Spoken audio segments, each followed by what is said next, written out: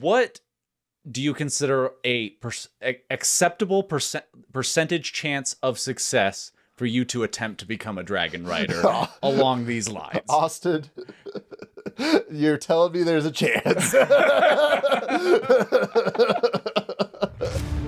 Dragonclaw, wing and scale. Come now, let's examine a tale of the greatest beast ever considered. Another episode of Big Flying Lizards.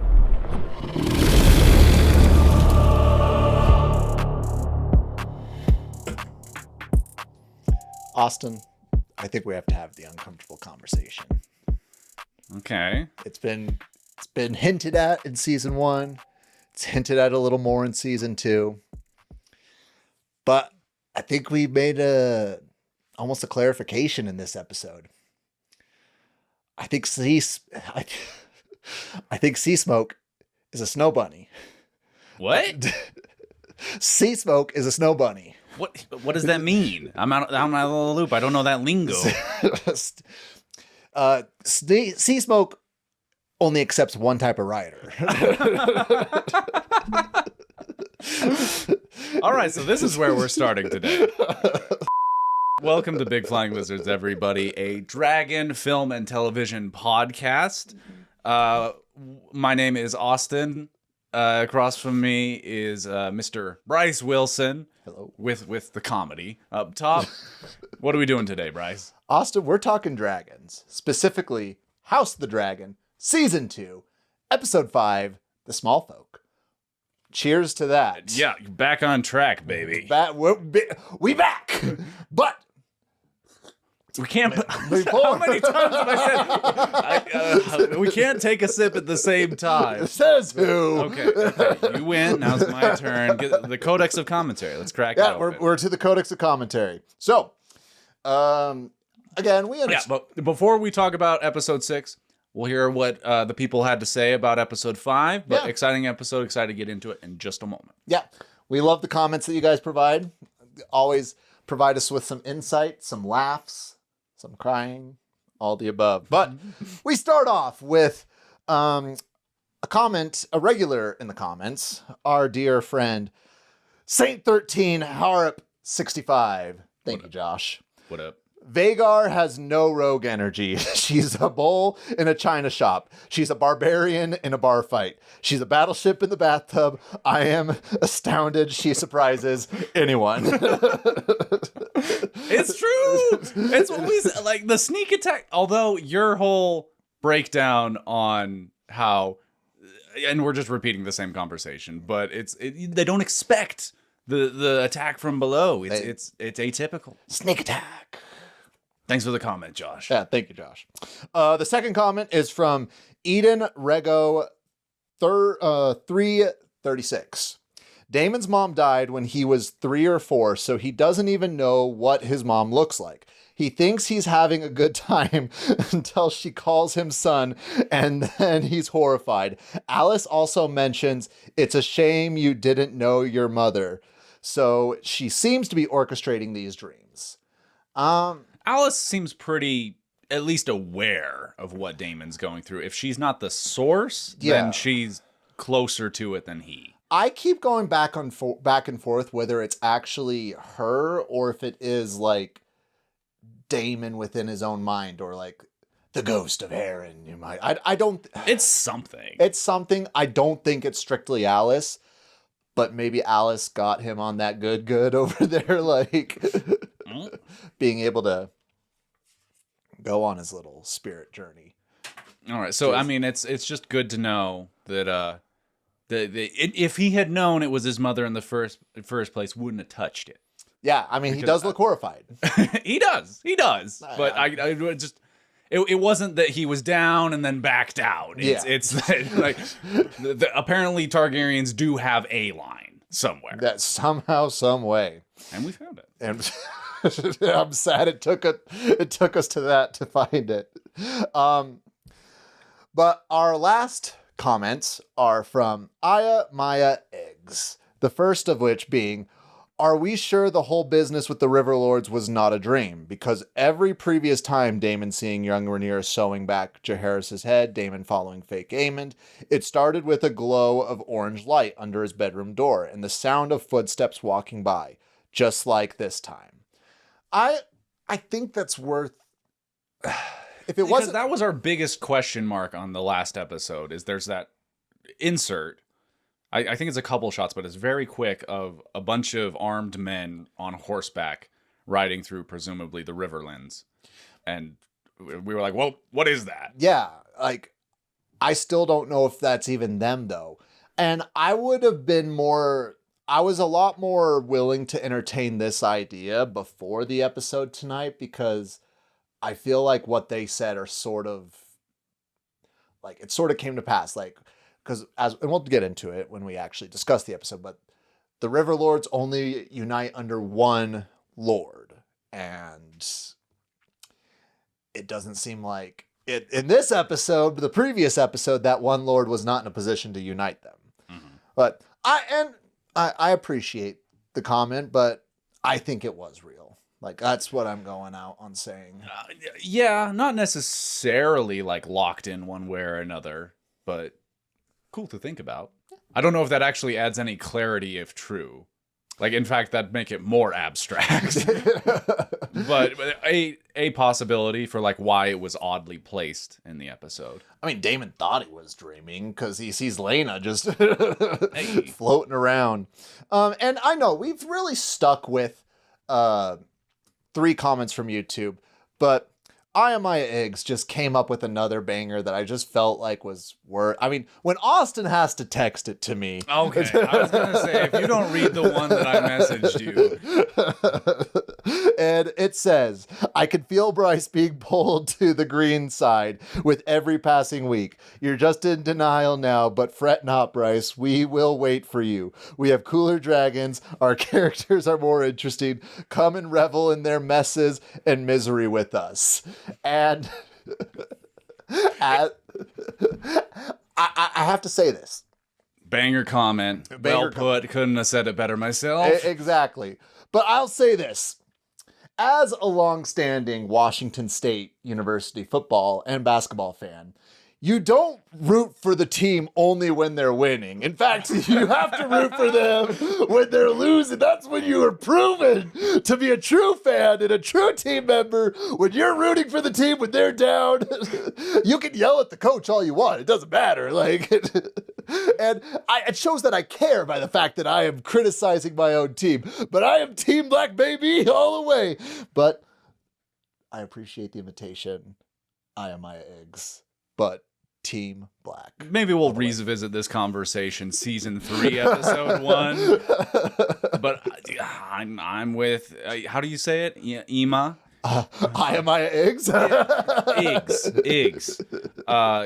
Totally. I mean, that's what it's all about. If you're legitimately rooting for either of these teams, like you think either of them have moral high ground or like composed of better people with like more intact souls, then you're missing the entire point. It's about the characters, like the depth of character and how interesting of a story they are, and the dragons. That's really what it comes down to. And you've already stated that Vhagar is your favorite dragon. Like, I think you're just digging in your heels and being overly stubborn here, but I'll let you. I would lay down my life for Jace. Jace is cool. And Daemon, I would run into hell butt naked for Daemon. Yeah, I'm exhibiting a little hypocrisy there because Caraxes is easily my favorite dragon in the show. And Vermithor. Vermithor is a free agent, unaffiliated at this point, taking up housing on black turf, but not in the game yet. They are partaking of meat and mead from Team Black, as are the people of Team Green. It's all crisscross. So does that mean King's Landing is now Rhaenyra's Austin? It sounds like we're actually getting into the episode now. Hey, well, before we get too deep into the episode, we really do appreciate everybody who does comment both in our YouTube, our Instagram, our Facebook, and our TikTok. All of it. All of it. Thank you so much. Yeah, we can't do it without your support, and just know you're bringing smiles to our faces as we text each other back and forth over. Yep, comment below at any point in your watch for a chance to be featured in next week's episode. Which I have a feeling that season 2, episode 7 might be like the big episode. It might. I have they like to do the episode before the finale. It's the tradition, yes. But just the way that everything's been set up here, I did feel in this episode things ramping up a little bit. Where Yes. I wouldn't say this is a setup episode anymore. We're no longer in setup territory so much as ramp up territory. Yes. And I know I said I would not talk about it on the podcast, but I feel like I have to bring it up on the podcast now. There's a lot of commentary online talking about how this season has been really slow. And I think it's fair to say that this season's been really slow for Team Black. Like Team Green, I think things have been pretty ramped up. And again, I can yell at the coach as Team Black. But I really... and I appreciate all you dedicated defenders that will defend anything and everything that House of the Dragon or Game of Thrones does. However, sometimes I feel like you're just a tad bit delusional. Just a tad. It's a good show. It's a good show. It is. I'm not going to doubt that. But the people that say, you can't have Battle of the Bastards, you can't have the most epic thing you've ever seen on TV every single week, I want to recommend a show to you called Jujutsu Kaisen, where literally every episode is better than the next, and you see the most amazing visuals possible. Sure, they might be chaining the employees to their desks, making them work ungodly hours, but you know, the results are in the pudding. From a story standpoint, it is possible to just nonstop, like the most intense drama, violence, battles all the time. Aren't there possibly Westeros-based anime in the works? Isn't that on the table? I don't want to be contributing to misinformation. Unconfirmed. Unconfirmed. But there has Put been... your glasses on. All right, we are technically in conspiracy mode. George has not said there's not. Which, if you read between the lines there, that's pretty much confirmation that there's... And George has also been working on Dark Souls projects that are going to be animated. So I have a sinking feeling if the Dark Souls TV shows that are being... I don't know if it's TV shows or movies. I have a feeling, though, that if they do well, George might make a real big push for an animated show of a Game of Thrones, because from what I understand, yes, Dave and Dave ruined seasons. You can argue halfway through season 5 to 8, but especially it's the horse drawing people do. Yes. Yeah. But from what I understand, though, there's a few things that George was like, no, like, this is actually happening in the books. This wasn't Dave and Dave, but the execution was just very poor. And I also think that they cut out some very key characters and very key instances in the books that would have made some of the things a lot more satisfying. All right, what's this got to do with the anime? So George, I think George wants to... what's the best way to say it? He wants to get that image back. He wants to get that golden sticker of being the greatest TV show, the greatest story ever told. So, and let's be real. Game of Thrones story belongs a lot. If you read the books, it seems a lot more like an anime than a live action show. Mm-hmm. Like the fact that the characters have like purple eyes and like these magic swords, they're riding dragons. And I think, I haven't read them, but it's my understanding that you get a lot more from like the internal monologues from the characters. Yes. Which is much easier to do in the tradition of an anime. Yes. Especially like characters like Jon Snow. As much as I love Kit Harington and everything that Kit did in the show, Jon is a lot more of a complex character in the book. Like he wants to be a ruler. He wants to have power, but he feels guilty for wanting power because oftentimes it's almost like he has to drag his brothers down or like sidestep that. And he's just fighting that. But in the show, I don't want it. I don't want it. And I'm like, no, like, I get it. But this is not talking about a Game of Thrones. We are talking about a House of the Dragon. It's all connected. It's all connected, but it sounds like what we want to say. When asked about the possibility of a Westeros-based anime, George R.R. Martin has, he hasn't said no. Almost awkwardly avoided, dismissing the idea. Yes. So, seems like it's on the table, at least in his view. And just us two talking here, maybe like to see it. And from what I understand, I think there is an animated project in the works. I don't think it's necessarily a Game of Thrones, but I think there's something animated in the works in the world of A Song of Ice and Plus, Fire. there's that Lord of the Rings anime. Yes. The Riders of the Rohirrim. I feel something like that's been announced for 10 years now. Animation takes a long time. 10 years? I know it's not 10 years. But I'm just saying it could be based, they could be sort of waiting to see how that performs. Yes. I'm curious. I'd love it. Everyone know, I'm a big anime fan. I love anime. I have no shame. Anime's cool. Hence the anime sword on. Well, okay, circling all the way back though. House of the Dragon. House of the Dragon. I feel it is a valid criticism to say the first chunk of this season a little bit slow, but we seem to be ramping up. Yes. To something a little more exciting. And let's talk about that ramp up process. Let's talk about it because we see our favorite character, the Lannisters. Oh, they look so fucking good. They got that cat. Oh, dude. Jason Lannister, he makes an appearance. Guess who's back? He's back, and he brought lions. Literal lions. That is they're useless against dragons, but I love it. I love the fact, and I really hope that he actually releases the lions during the fight. Oh, I guarantee that's gonna play in. It's not going to happen, but I'd love it if he just goes into battle riding a lion. No way.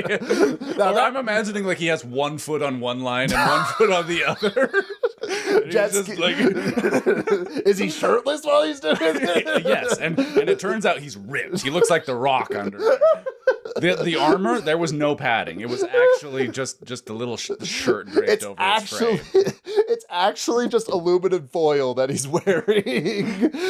That armor looked fantastic. It really did. It might make some contention at the end of the episode. Mm-hmm. But before we get into that, it looks like Team Green has some issues going on with their leadership because Jason says that he's not going to march to Harrenhal until Prince Aemond goes to Harrenhal. With Vhagar. With Vhagar. That's what it's about. Yes. But in Jason's defense, I'm not going against Caraxes. You could literally have 100,000 men and it would not matter against Caraxes. Yeah, it's dragon just trumps everything. Yeah. It's gun and rock, paper, scissors. Yeah. So unless you have one to counteract that, now him demanding it be Vhagar. Although I guess they're kind of down to Vhagar. Well, they've got Dreamfire. They could send Helaena out there, right? She seems in the mental state of mind to go. Yeah, she's really gonna cooperate on that one. But then we keep getting hints and details of, is it Daron? Daron, yes. Well, no, I mean confirmed. I think this is the first overt mention. No, we heard about we got hints at him in season 1, but we got Alicent asks Otto about him earlier on in this season. Right, but then she has another full conversation with Gwayne in this episode, yes, where it's outlining his character a little bit more. Yes. So he's got to be in the next episode or two, I reckon. People have said he's not going to be showing up till season 3, but I have a feeling it's going to be like the last shot, or like one of the last shots where it's like, "Hello, mother. I heard you need an extra rider." The good son. We'll get into that more, but yes. So Jason is asking for Vhagar, or he's more telling. Yeah. And it doesn't go over well. Man, I love Jason though, and you notice a bit of a change in his character. Not really. He's like matured, but not in any of the ways that his mother or the people around him probably would have liked. I think Jason is like, he's definitely my favorite character that shows up for less than 10 minutes in total. We might have to do a cameo award at the next Lizzie's. Yeah, I mean, honorable mention right there or nothing. But Aemond clearly is angry. And I mean, rightfully so. Like, he's the king. No, he's the Prince Regent right now. And he ordered Jason to go, and he was like, no. Yeah, and this scene, this first Green Council in this episode is pretty telling, I think. It's Aemond holding court. Yes. Almost literally. And you notice that he's standing up. He's literally talking down to all of his subjects. I think this is the most worked up we've seen that character in the entire show up to this point. Yes. Which is really telling that, like, through all of the abuse that supposedly traumatized him, the pink dread and all of that, and like the death of various characters throughout the show, and this disrespect on his name from Mr. Lannister off the other side of the continent is what like actually gets him all worked up. Well, I almost wonder if he's upset that if it was his brother, if it was Aegon that would have told him, I wonder if he's thinking like, oh, just because I'm the Prince Regent, are you not listening to me? Like, I don't want to be Jason Lannister when Aemond and Vhagar eventually do show up, because I don't think Aemond is going to let that slide. Like, all right, call it now, Bryce. Is Jason Lannister making it out of season 2 alive? If he doesn't, me and Ryan will have some words. No, I think he makes it out alive. I don't think this is something that he's going to, he needs Jason. Like, the Lannisters are the Lannisters are the big part of their fleet and a big part of their foot. So. Yeah, but here's the thing. Couldn't you say that to a greater degree about King Aegon? Pretty critical to the green team. Hey, let me paint this a little bit picture though. He doesn't. He thinks that he'd be a better ruler. It clearly benefits him to kill or maim or just take out Aegon. It doesn't benefit him to take out Jason. Because Jason is in charge of the Lannister forces. His brother is on the small council. I hear what you're saying. Where Aemond has shown himself to be very cold and calculated. Yes. So as far as the whole, is he going to take out Jason? Probably not. But he's having some feelings about it. Yes. And I also found it interesting. Up to this point in the small council meetings, it almost seems like the counselors were talking to the king, whether it was Viserys or Aegon. Or even over on Team Black, where the counselors are talking to Rhaenyra. Aemond is talking to his counselors. Like he's telling. Yes. Again, like Jason over there. And the thing is, like, again, where it may not necessarily be correct what he's saying does make sense. And what he's saying, it's not like Aegon, where like, well, just don't give the sheep back. Yeah.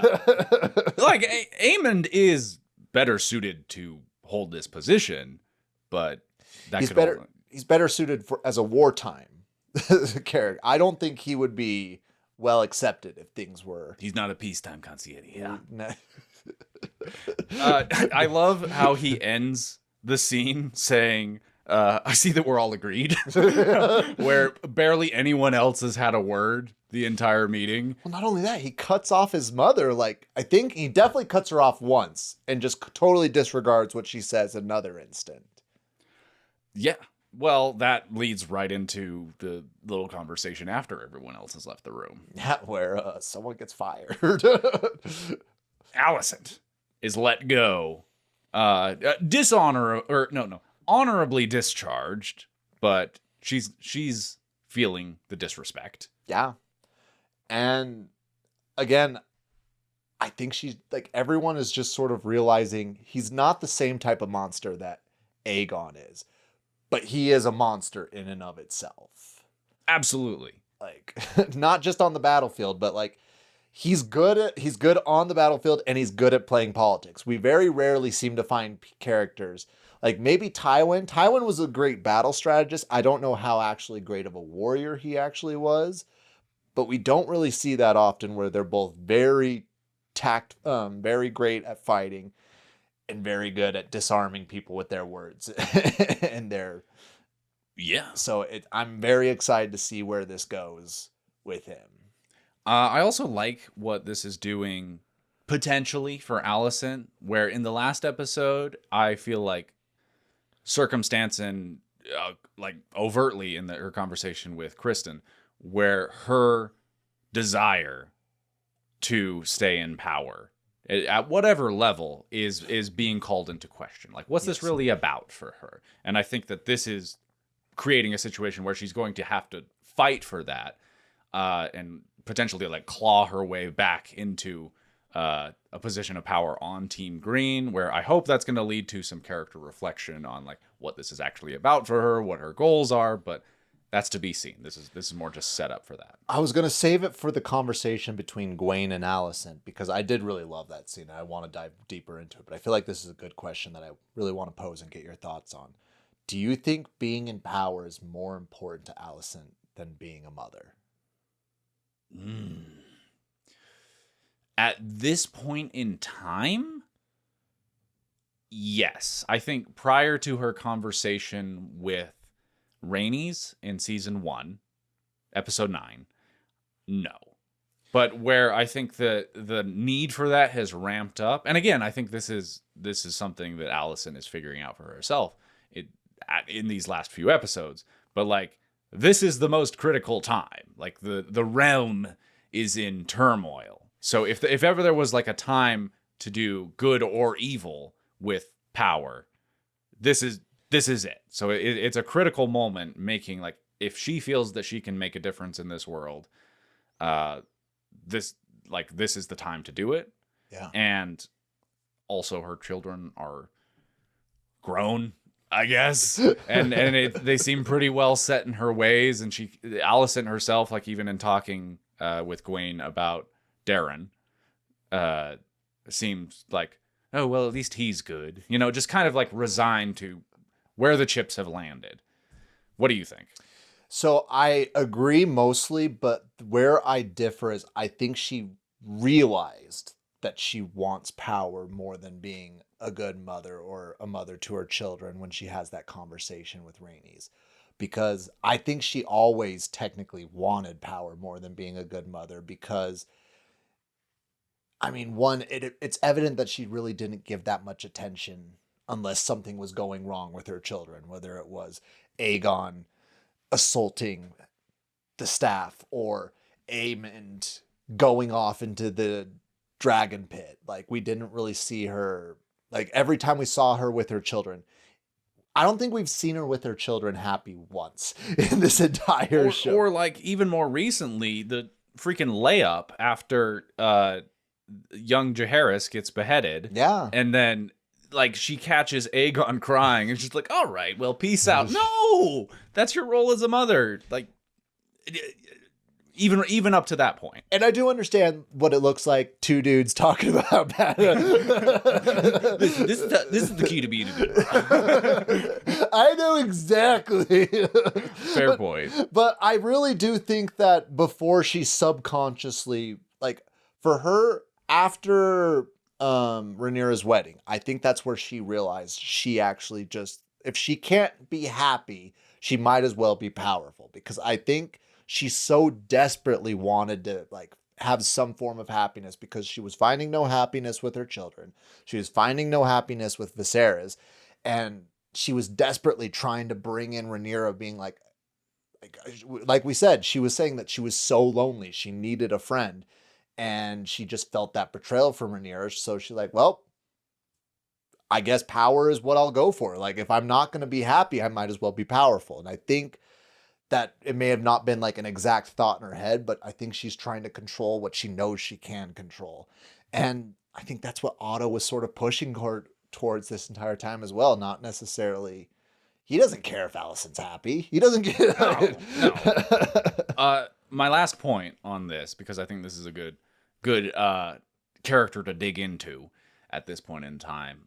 I get the sense that Alicent has found a great deal of fulfillment in her time served as, like, maybe there's a term for it, but when Viserys was unwell, to where she was essentially sitting the throne. I think Queen Regent. Yeah, that makes sense.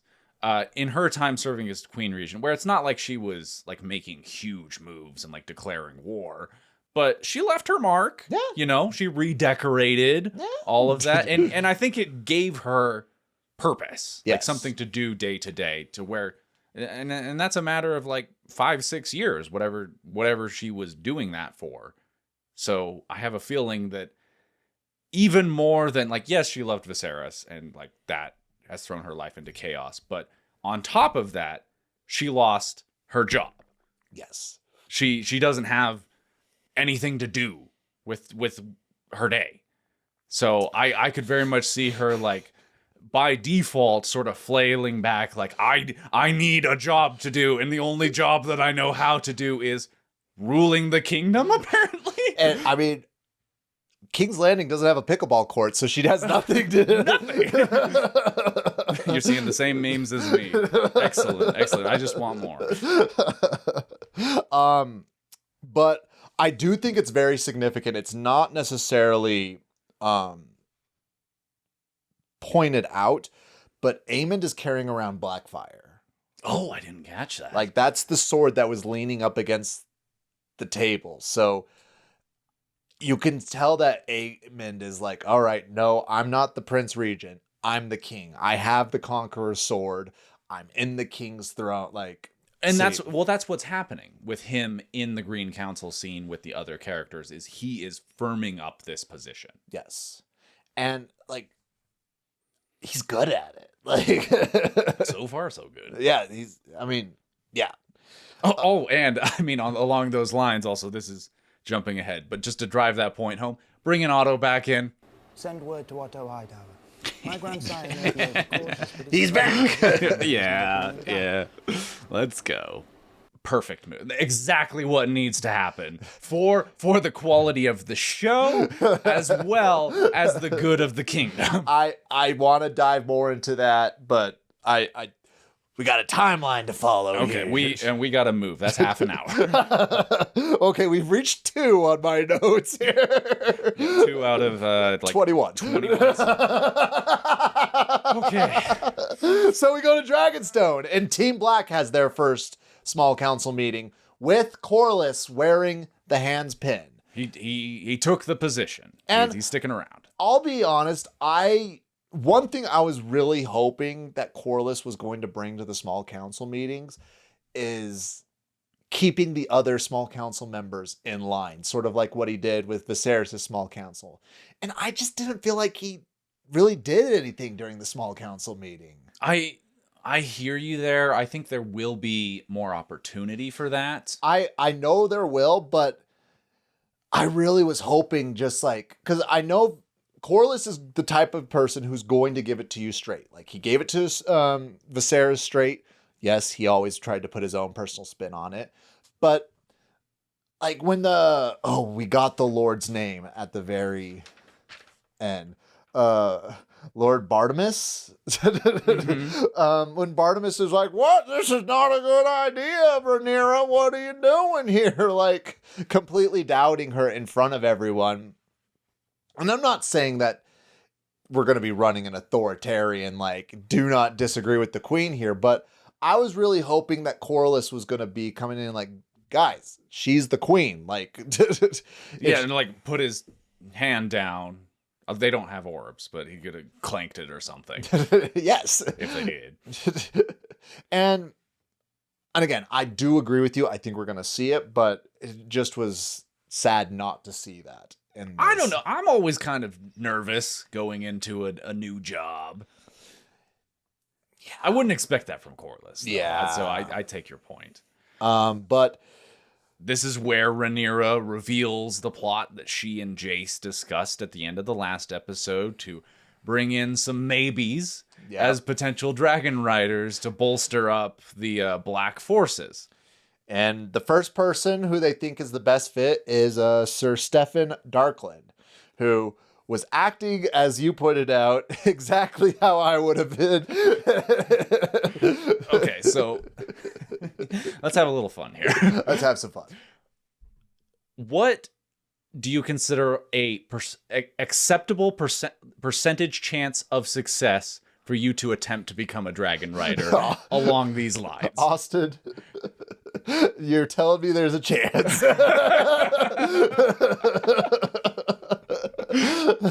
I mean, my thinking is like in our modern age where, you know, we have a lot of comforts and there's a lot of good in this world and you have to fight for it. But I think most of us have the means to potentially create like a good life for ourselves. Then I would be more like, nah, I need a 90% chance to go into that. But in the world of Westeros, like, let's go. Here's the thing, like, and it's so hard because sadly dragons aren't real. So it's sort of like we don't see the monsters that they see. Like, yes, we can get a general idea. I could show you some really interesting programs on the History Channel. But it's not in front of us. Like, yes, we see the size differences, but it's not like we're actually experiencing those size differences. So for me, like, again, go see the intro to the podcast on how we discuss, like, I've loved dragons all my life. And like, dragons have been my thing. And not only, if you're a dragon rider, that's pretty much like, that's it. That's the ultimate goal. Like, you're the 1% then. Like, you like, you get whatever you want. The 1% of the 1%. Exactly. Like, so not only are you set for life, but for me, you get literally the creature that you always loved. And yeah, I'll sign up for it. Like, is life worth living if you can't have a dragon? But getting back to the show, Darkland seems to agree with you. He's pretty quick to like, yeah, okay, let's give it a shot. And before you know it, we're there. Well, am I skipping a scene? We're skipping. Oh yeah, there's Daemon and Harrenhal. I'm glad that it's not just us, and still potential for a big payoff here. But I think I speak for the fandom at large in expressing some fatigue with these Daemon dream sequences. Okay. He's back in the throne room. Bad acid, dude. Viserys? Oh no. Oh, Patty's back. Yeah, nice to see you, Patty. He gets an Emmy for this season. Daemon has been kicked out of King's Landing three times or 2 times? He's been kicked out of King's Landing for different things at least twice in the same amount of time, episode-wise. Fought a war. That's what I'm talking about. Like, here's my alternate pitch. I have no idea. Well, he kind of gave some indication, but we don't know what's going on with Otto. Make Daemon disappear from the show. Like, I do want a little bit of Simon Strong. I love every time I wish he was the main character. But by and large, all of the stuff with Daemon is pretty underwhelming. Like, let him disappear from the show for 3 or 4 episodes and keep keep in the loop with Otto. Make up something exciting for him. Like I said, again, whipping votes, like trying to get support for Team Green. I will say this. It was worth it to have Patty back. He's always a welcome treat. I wasn't like blown away by his stuff. You don't have to be. It's Patty. Okay. Yeah, as a fan of the show and the work that he did in the first season, kind of cool. And I will say this, I feel like what we saw in this episode was a lot more meaningful. Like, yes, we need Daemon out of Heir and Hell like 2 episodes ago. But I really think that Daemon is coming, like, he's soul searching right now. He's figuring stuff out about himself. He wishes that he was there for his brother, and he wishes so desperately that things were different. We have this instance where he's reliving a memory, and then we get another instance that could have been an instance that he wishes that he could have been there if things were different. And I mean, we see Daemon cry twice in this episode. So sure. And I maybe this is the payoff for all of that, because it does make it hit a little bit harder where you see how Daemon is affected by these visions compared to the others. yes. Where this clearly has the most profound effect on him, Yes. which is kind of confirming our long-held suspicions that it all just comes down to his relationship with his brother. But I feel like it's been too much, but it's something of a payoff in this episode. Yes. Again, get him out. This boy has war crimes he needs to be committing. Yes.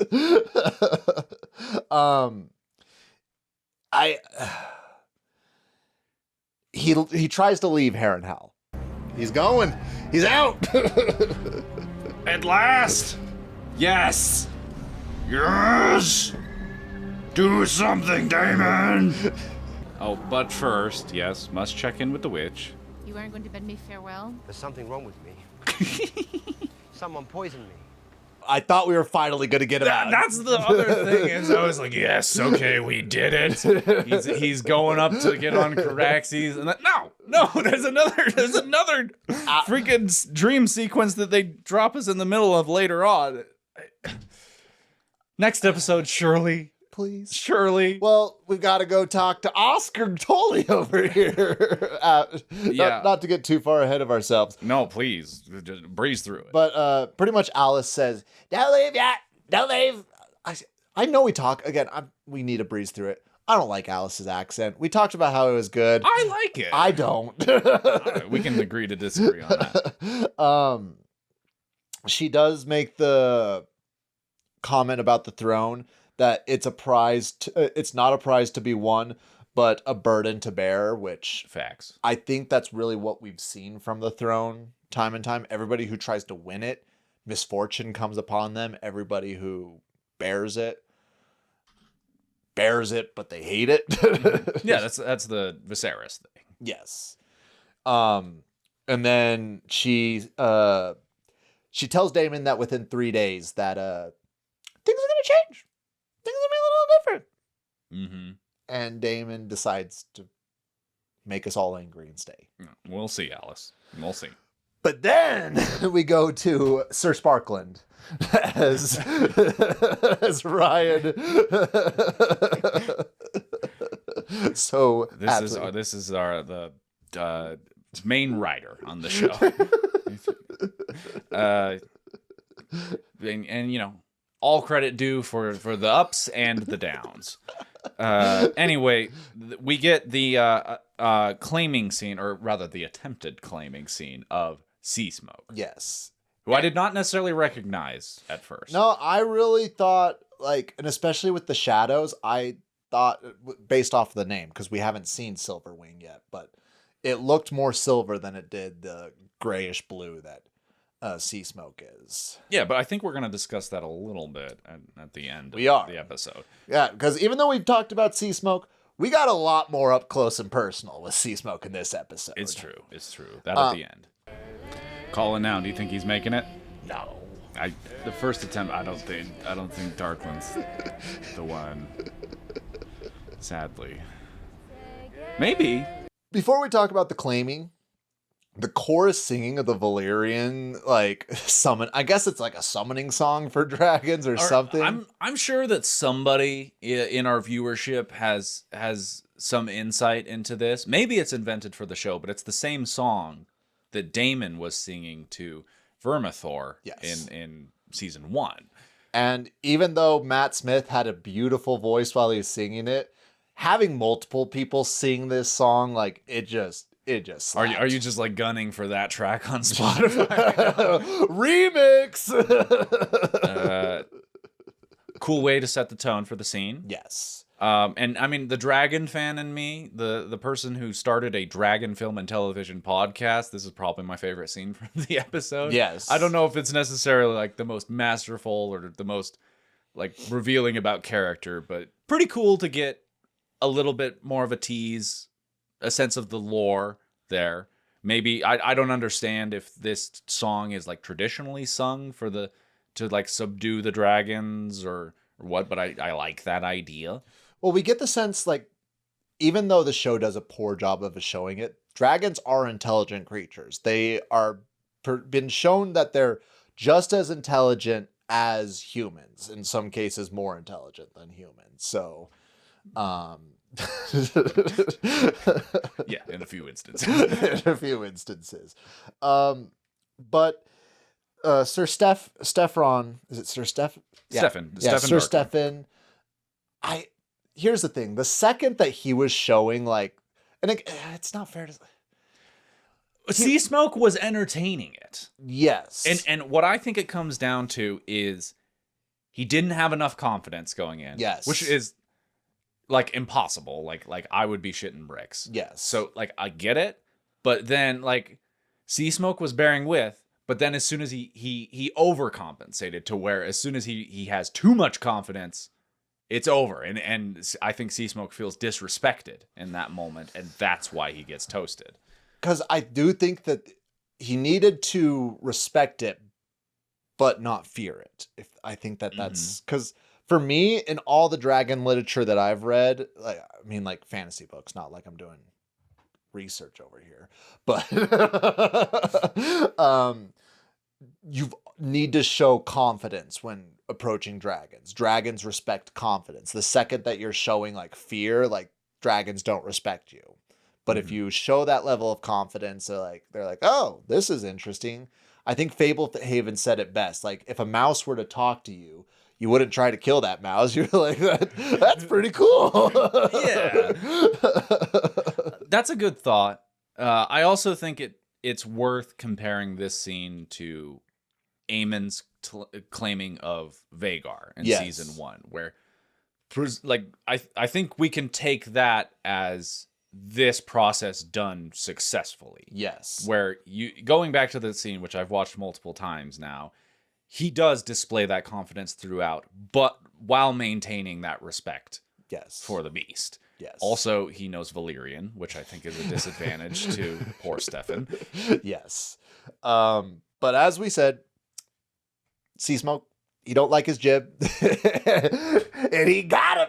Not just that, but some of the Wranglers too got the fire. He goes and just metal. Like the fact that they do it with the Dragonstone blade, like the Obsidian blade as well. Like, love it.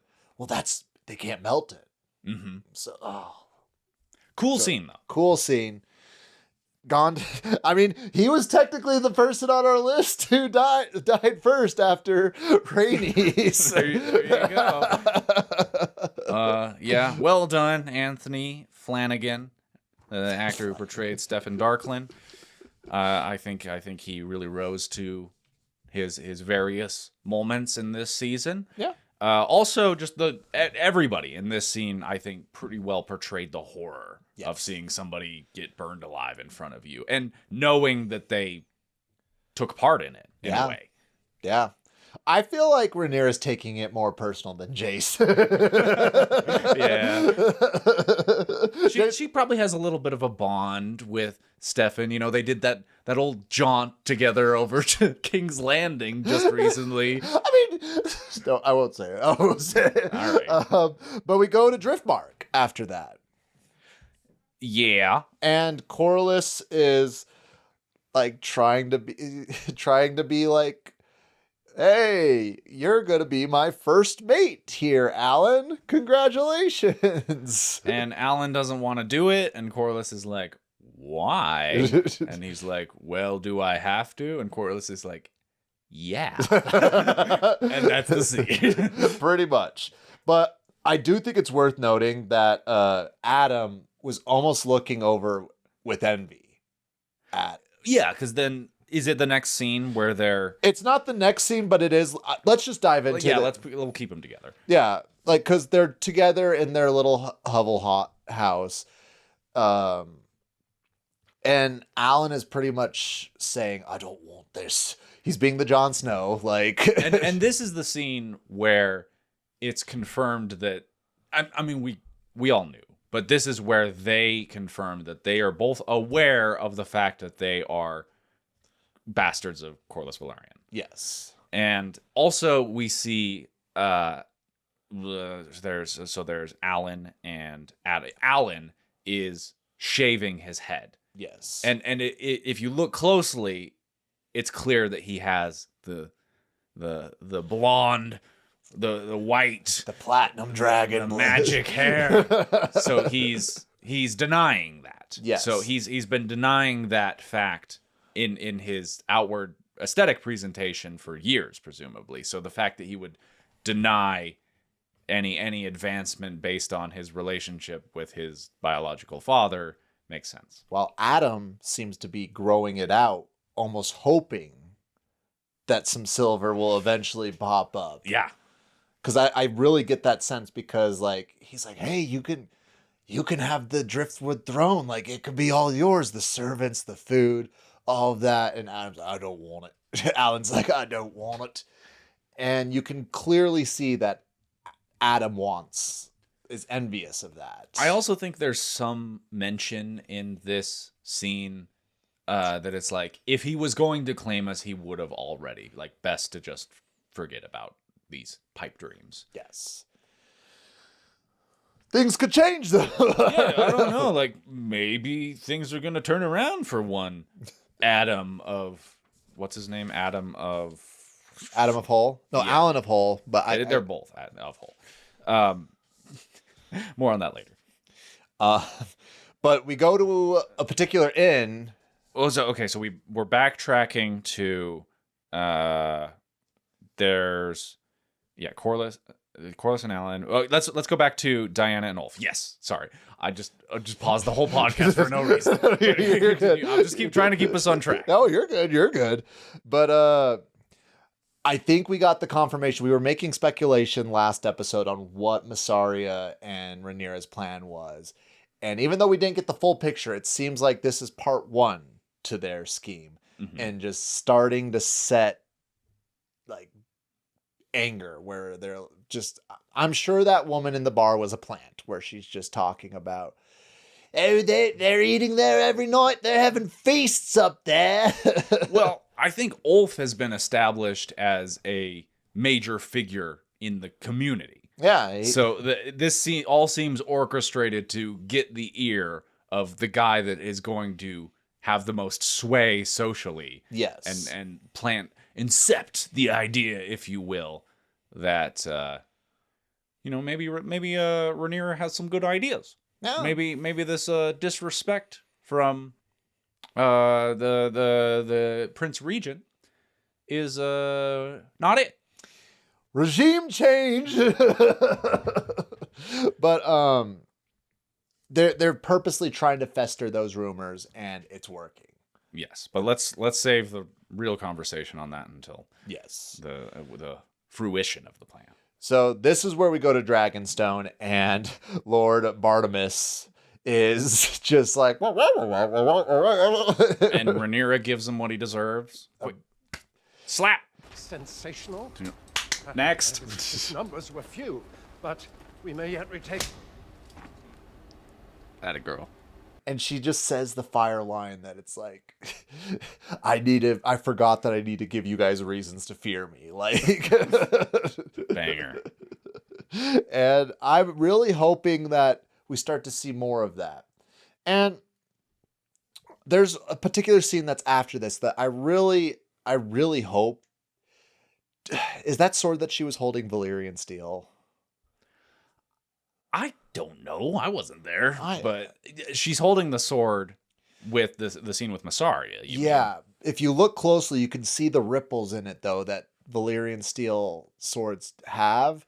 And again, like, not to be a snob, but I really hope that it's not a Valyrian steel sword. Because, as we've established, these things are so valuable and so, like, mythical. And the idea of just having a room where there's like just one casually on the table that we haven't seen claimed at this point, like it seems disrespectful too.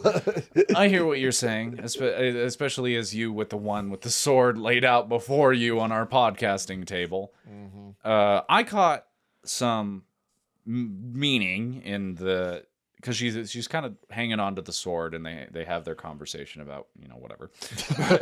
In the end, Mysaria is like, this becomes you, seemingly referring to her holding the sword. Yes. But then she puts it down, which is like the opposite of what I expected in that moment, where it seems like Rhaenyra is trying to create this situation for herself where like she wants to be a warrior of sorts. Yes. So I don't know if that's trying to illustrate more of that conflict within her, but this moment seems to indicate that she's not quite ready to like take that up just yet. To my great dismay. I made this comment, this note that in season 1, Rhaenyra was more like Daemon. In season 2, she's more like Viserys. And I think that's what's throwing me off the most, is just seeing how it's almost like she's almost like two completely different people in these 2 seasons. Yeah, and like characters can change. That can be exciting in a show, but it's the main issue with this first season is that she seems to be flailing and just kind of chasing her own tail. That and the whole Daemon thing we already did. Daemon and Hera in Hell. I will say this.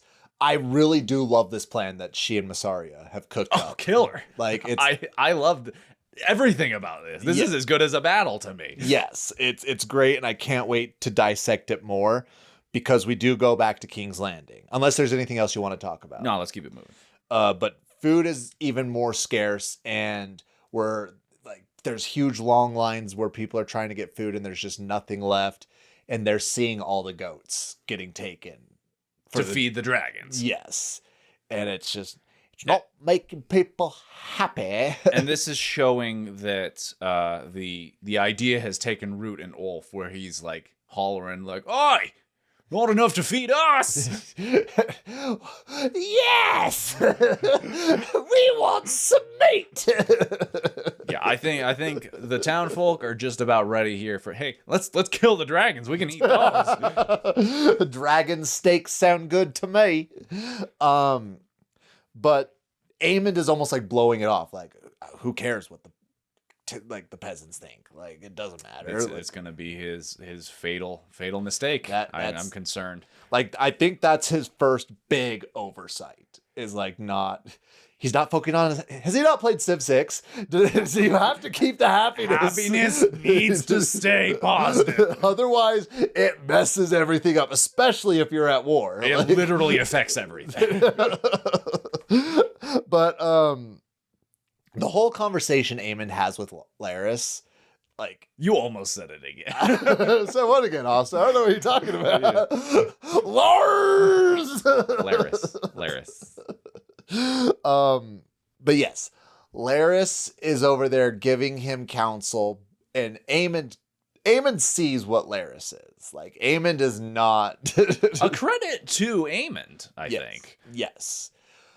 I do think he could benefit a little bit from having Larys on his side, but Nah, he's not about it. Aemond must be the most capable person in every aspect in the room, I feel like, which is maybe getting into his other flaw. Except for keeping the happiness alive. No, but I'm saying like I think he detects the slightest of threats in Larys's comments here, and he's just like shutting it down. He's like, no, I am the one who's making all the decisions and running everything, and that's the way it has to be. And I think he also, well, I think he does understand that Otto is very intelligent and very, but he knows he can control Otto. Well, I don't think that he knows that he can control Otto, but I think he knows that Otto just wants all Otto wants is a high tower on the throne. And as long as that's happening, Otto doesn't really give two shits otherwise. So You're right. But he does I think this conversation with Larys that Aemond has is going to come back to bite Aemond. Because he just made, you do not want Larys as an enemy. No, absolutely not. But, sorry, I've lost my. Where are we up to? Well, the Grand Maester comes in with some news about the king. The king's awake, and which we all knew. He's alive! Whoa! Surprise, surprise! Killer reveal, Ryan. Yeah, and he details that he's not in great shape. Yes, but it's kind of like, oh, I didn't think he was gonna make it, but now I do. And so Aemond goes to visit him while they're changing out his bandages and everything. Oh, did we make mention of the orb disrespect? Oh yes, he's just sitting there, just clearly he didn't get the memo. Like because you can't talk unless it's in place. You just can't. No, and he's just holding it, playing with the orb all willy-nilly. Although I do think that the orb is maybe like a metaphor for like the position in that, to where he's like admiring it, almost like it's like the One Ring in Lord of the Rings, where he's like, it's in my grasp.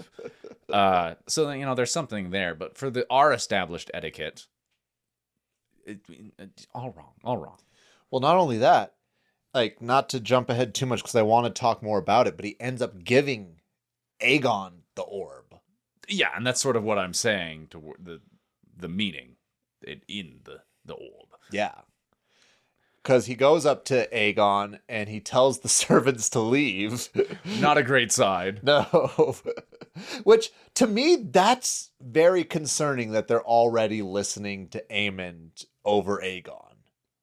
You would think they're like, no, we're here to keep the king alive. We need to stay here for the king. But I think we as the audience member can understand that, where Aemond has so much presence and he's just taken to this role of Prince Regent, or the sitter of the Iron Throne, so aggressively. They're like, yeah, I'll listen to what you say. I hate to say it, but I think Daemon had the most big dragon energy in season 1. I think Aemond has the most big dragon energy in season 2.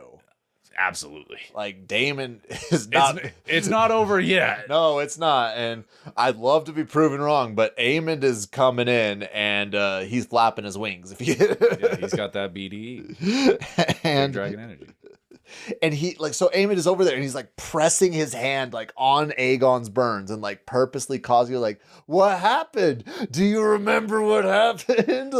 And the way that Aegon is responding, I remember nothing, is totally revealing that he does in fact remember what happens, but is prepared to play along. Yes. I want Aemond. I want Aegon to get some big dragon energy. I don't think he's going to, because he's in he might, based off his conversation with Larys, which we'll talk about later, but Aegon mentally is in the hyperbolic time chamber. His body is wrecked, but I think the Aegon that is going to emerge from this circumstance is going to be a lot more dangerous than the one who rode out his dragon to Who was drinking a dragon egg. the Rook's Rest Rook's Rest situation. Not Rook's Roost. As we all know. As we all know. Anything else we want to talk about that? Good scene. Good scene. Between the two. That's, Well, we go to the Eyrie. Mm-hmm. Yeah, we're seeing a lot more of Rhaena than I expected from this season. Yeah, Rain, and I feel like they have a different actor for Joffrey in every single shot that they do. It may be the same kid that was earlier in the show, but I don't know. But it's literally just small talk where it's like, I miss my mom. He's like, oh, don't worry, I understand. But then they see the burnt ground and the burnt sheep. And it is revealed in the next scene between Rhaena and Jane. Yes, that there is a dragon in the area. Other than the amazingly cute baby dragon that we get. Love it. Sheepstealer? Sheepstealer. Oh, the baby dragons! Baby dragon! Oh my goodness! Oh, look at that. No, pan! But not enough emphasis on it. No. That's all I'll say there. Baby dragon. We need more baby dragon. So we don't know for sure, but is this Sheepstealer? Based off of, I assume that this is Sheepstealer. Okay, we could be totally off on that, but that seems like a safe bet. With how they've been saying it, well, one, it was all sheep that were Jacarist over there. That's my main point. And then I think Jane was like, oh, ever since the war started, there's been this dragon taking some of our sheep, taking away from our herds. I'm like, okay, like, unless, like, I think it is safe to say that it's Sheepstealer. Okay, and a quick Google is supporting what we're saying here. So okay. Hopefully a look at Sheepstealer soon. I have a feeling we'll be seeing Sheepstealer before the season ends. Also, I'm not a book reader, but I think it would be out of continuity if they were to have her claim Sheepstealer. But maybe that could be an interesting thing, swing for them to take. I will say this again. I've been trying to stay away from spoilers, and I do appreciate everybody who does contribute and help us stay away from spoilers in the comments. Love it. But it's love our fans. We love our. We have the best fans. Like, confirmed. Because I mean, we're the #1 dragon movie and television podcast, so obviously we have the #1 dragon movie and television podcast fans, but just fans in general. I can say that. Thank you. But spoiler alert for potential but not confirmed information on who might be claiming Sheepstealer. Proceed with caution. I have spoiled myself on accident because I do love David Lightbringer's stuff. He's a YouTuber who's dedicated almost everything that he's done strictly to A Song of Ice and Fire content. Sure. And he did talk about how a big character in the book, his name is Nettles, who rode Sheepstealer, is not going to be in the show. Okay, but so that's that. I'm just saying that could open up a slot. I think that the direction they're going with, and again, like from what I've seen, what David has said in his podcast, is that Nettles has a relationship with Daemon in the books. And I think they're trying to steer away of all things that they're changing Daemon up on. Like, I don't know. Okay. They're trying to say he's loyal, like he doesn't sleep around. But from what apparently they didn't want to have that direction with Daemon, so they're choosing to make Rhaena fill that position of what Nettles was supposed to be. Okay. Again, I could be just talking out of my ass right here, and I only watched a little bit of the video because I really do enjoy what he does. Like, he's awesome. No, yeah, killer. And but yeah, that's what I understand is going on, that she is going to ride Sheepstealer. But yeah, and I hate Jane. Like, she's Rhaenyra's cousin, I know, but I hate Jane. Like, yeah, we'll see. I'm still waiting to form an opinion on that character. She's very cold, yes. but we haven't had enough. That's my opinion. Yeah. We already talked about the Driftmark scene. Well, sorry. Jane tells them about Sheepstealer, but also that there's a boat ready to go to Pentos for the children and Rhaena. But we go back to Dragonstone, where Jace is sort of comforting his mother, or trying to comfort his mother. And is this where she's like, I don't think that I'm up to this? Or is that with Mysaria later? I think that was with Mysaria later, but she was giving off a lot of that. Like, again, I am saying this because I am a fan. I am not saying this because I am leaving. But when you start to doubt yourself, that's what you've lost. Like, you have to take full responsibility for what you're doing and keep charging forward. Like, I know Rhaenyra's got this. She's got a great plan in play, but she can't be you can't doubt yourself, girl. You got to keep going. Yeah. But Mysaria does come up and say the gift has been sent. Mm-hmm. The mission is a go. Which does take us to King's Landing. Outstanding move. This amazing. Like, and the reveal of the way that it plays it out, it represents this visually, where you have some like scavengers on the beach, and they see a boat with the Team Black banner attached to it. Yeah. On inspection, it's full of food, and then what do you know? There's a whole bunch of these boats on the way. I'm not gonna lie, when we first just see the one boat, I'm like, okay, one boat, really? Like, you think they're gonna but it's like one of those things, like, you think one boat's gonna take them to your side, but you didn't see all the boats because of the mist. But then you see several of them coming out. And I love this move. It's something that I definitely wouldn't have thought of, but it's the opinion of the people. If you can get the people to revolt against the kingdom, yeah, it's the Bug's Life thing. Like, they outnumber them 1,000 to 1. It's gonna be a problem. It's for the gonna Greens. be a problem. Which, yeah, it's a brilliant plan, and Mysaria is already showing like how. Well, she's showing several ways on how she's useful for Rhaenyra in this episode. Mm-hmm. More on that later.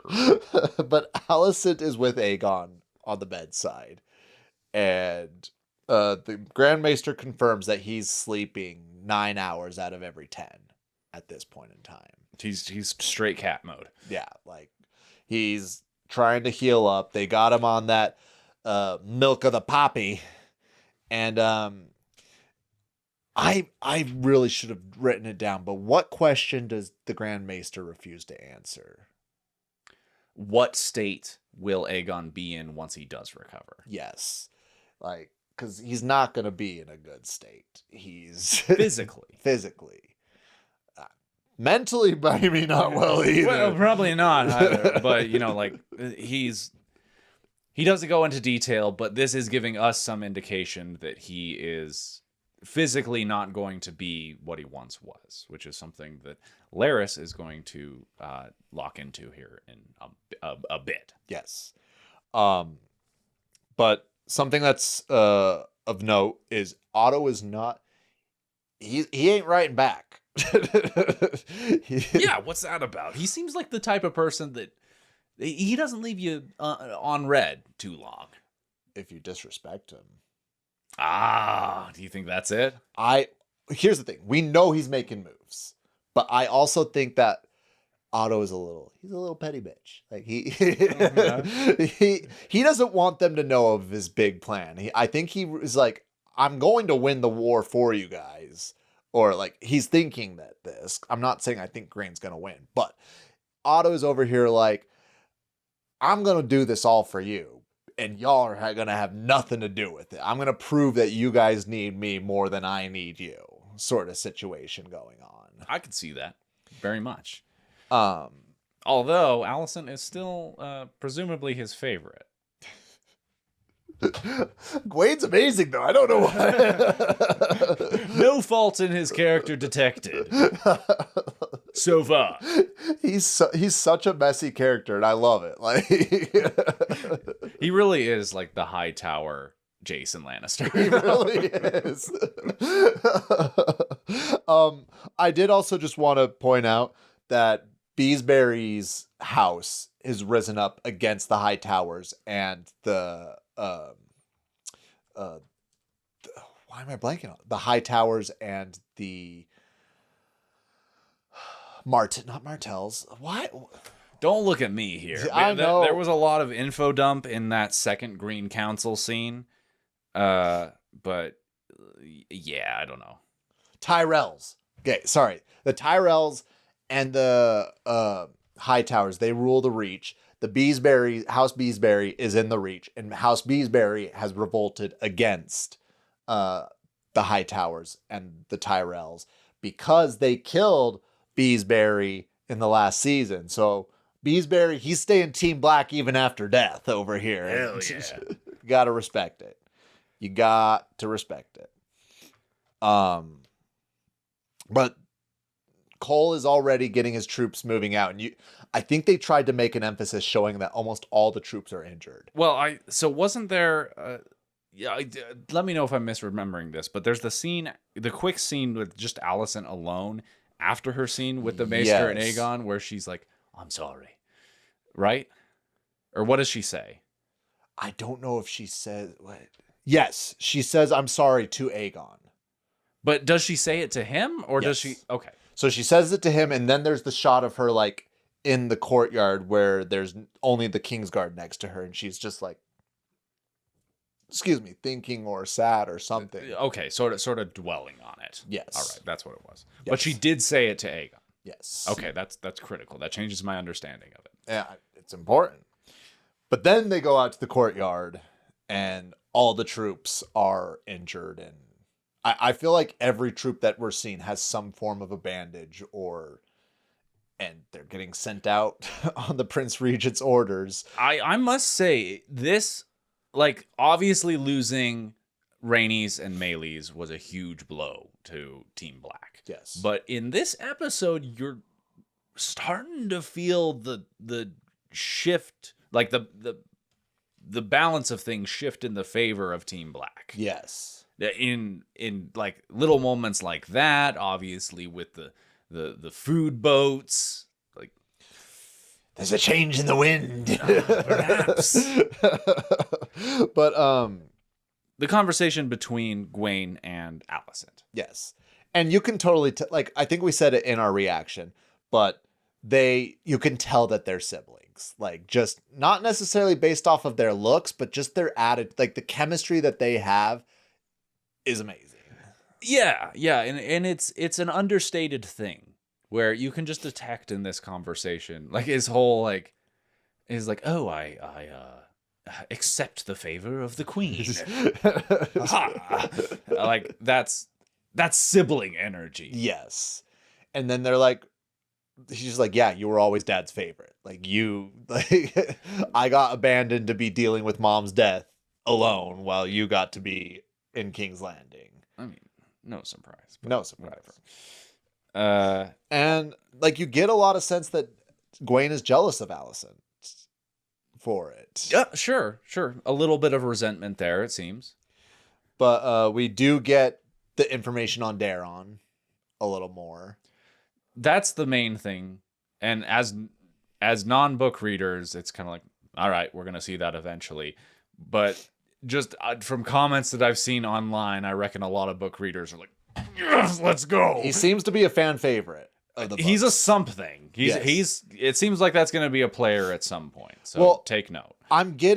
He's very similar on how Gwayne describes him is almost very similar to how Rhaegar is described in a Game of Thrones series where he's a skilled warrior, but apparently he's just as skilled as a warrior. Well, unless he's a terrible warrior and a terrible player of the flute or whatever the instrument is. But the idea seems that he's good with the sword, but he's also musically talented.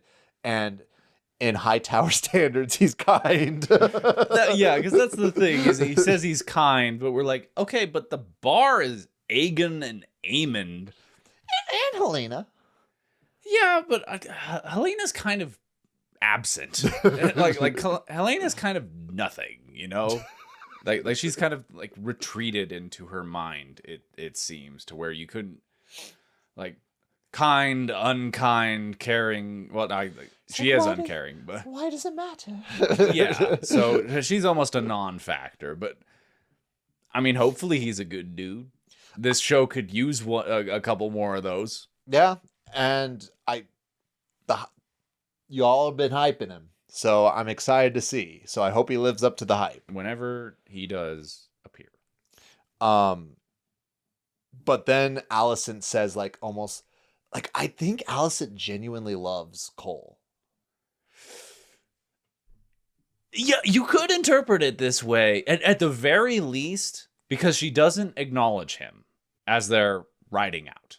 But they do the wordless goodbye. It is a wordless goodbye, and there's something between them, and it's really getting the indication, and this is between the lines of dialogue. It's in the performance, yes, where you're getting a sense that it probably just started as two people in pain getting it on to forget about that for a bit, but maybe there's a little bit more there. And not only that, like, going back to the beginning of the first Team Green Small Council, they were going to marry, they floated the idea of having Alicent marry the Greyjoy leader. They call him the Red Kraken. And not only did Alicent have a reaction, just like, no, but Cole, you can see Cole has a reaction too. Like, it's a quick, like, little look, but he ain't about it. Even if it's just a rather not, that says a lot. Yeah. Because, again, I'm saying it seems like this started as just a very much on the side, like, why not kind of thing. Yeah. And we're definitely past that here. Also, Red Kraken, I want to know everything about that. That is the coolest name. And I must circle back to the joy that it brings me, that much like how it is pronounced Caribbean in every context other than Pirates of the Caribbean. I love how Dead Man's Chest has changed the way that everyone pronounces the word Kraken, where it is actually supposed to be pronounced Kraken, but because Kevin McNally pronounced it Kraken in Dead Man's Chest, now the whole of the English-speaking world pronounces it Kraken, all the way over to here on House of the Dragon.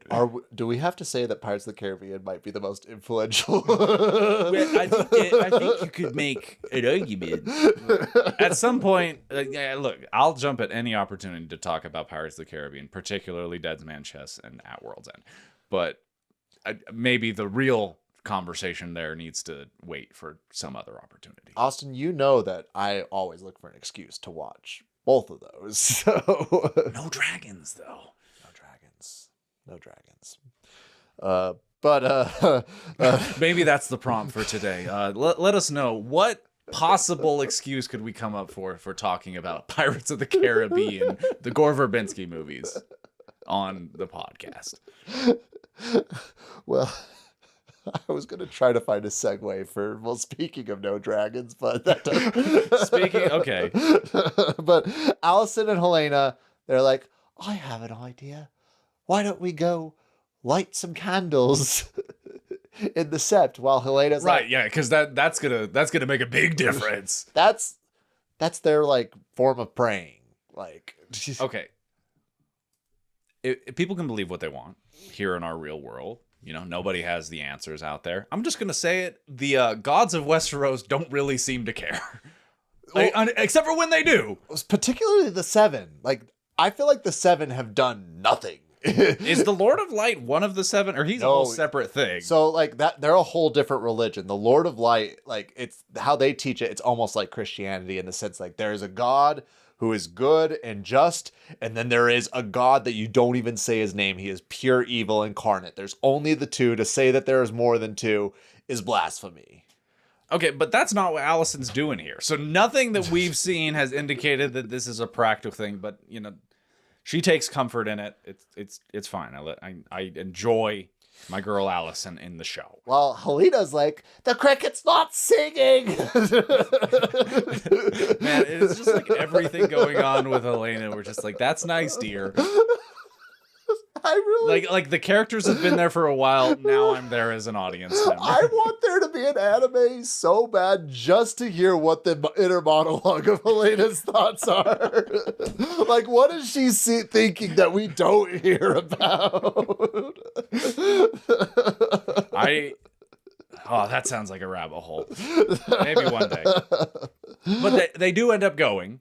They do. They couldn't have had worse timing. Yeah, because Hugh is over there finding out there's boats with food. And I like the two-hander thing here where it's like, first we see him playing with the dog, so we know he's a good guy. But then we see him punch just like a guy trying to feed his family and steal his food. So we know maybe not as such a good guy, but he did love the dog. So we can still root for Hugh. Yeah.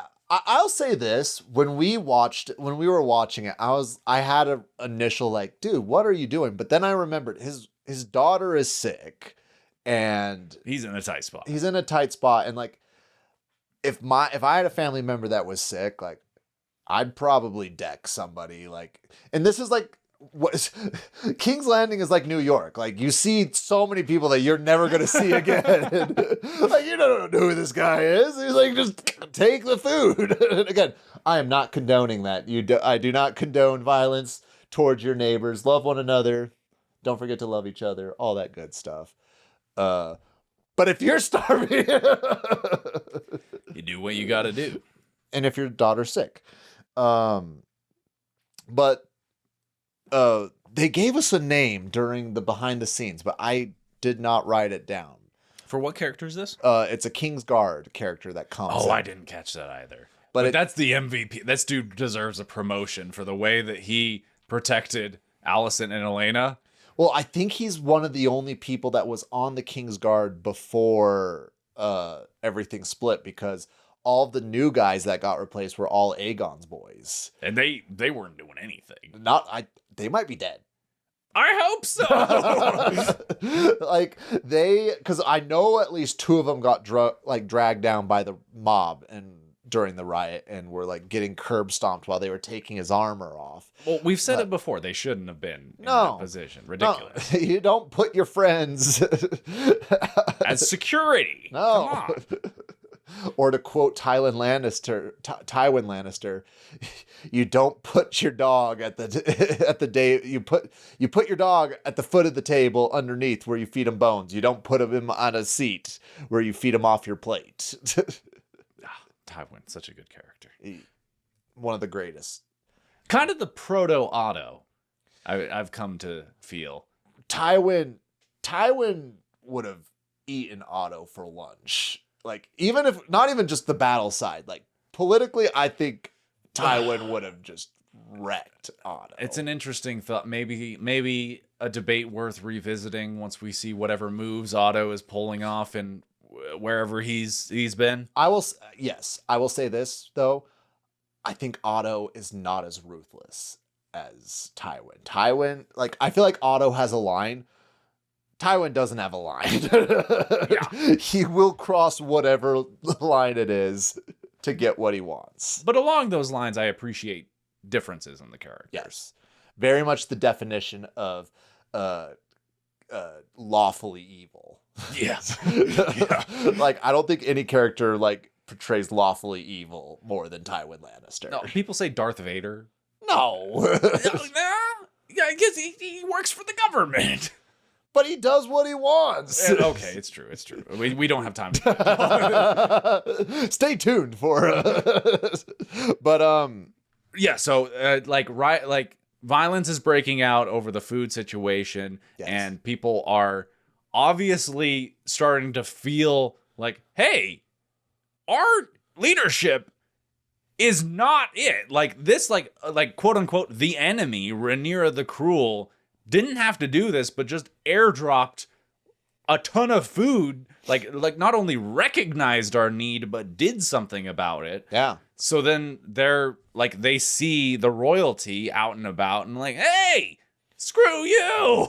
We want bread. We have an alternative.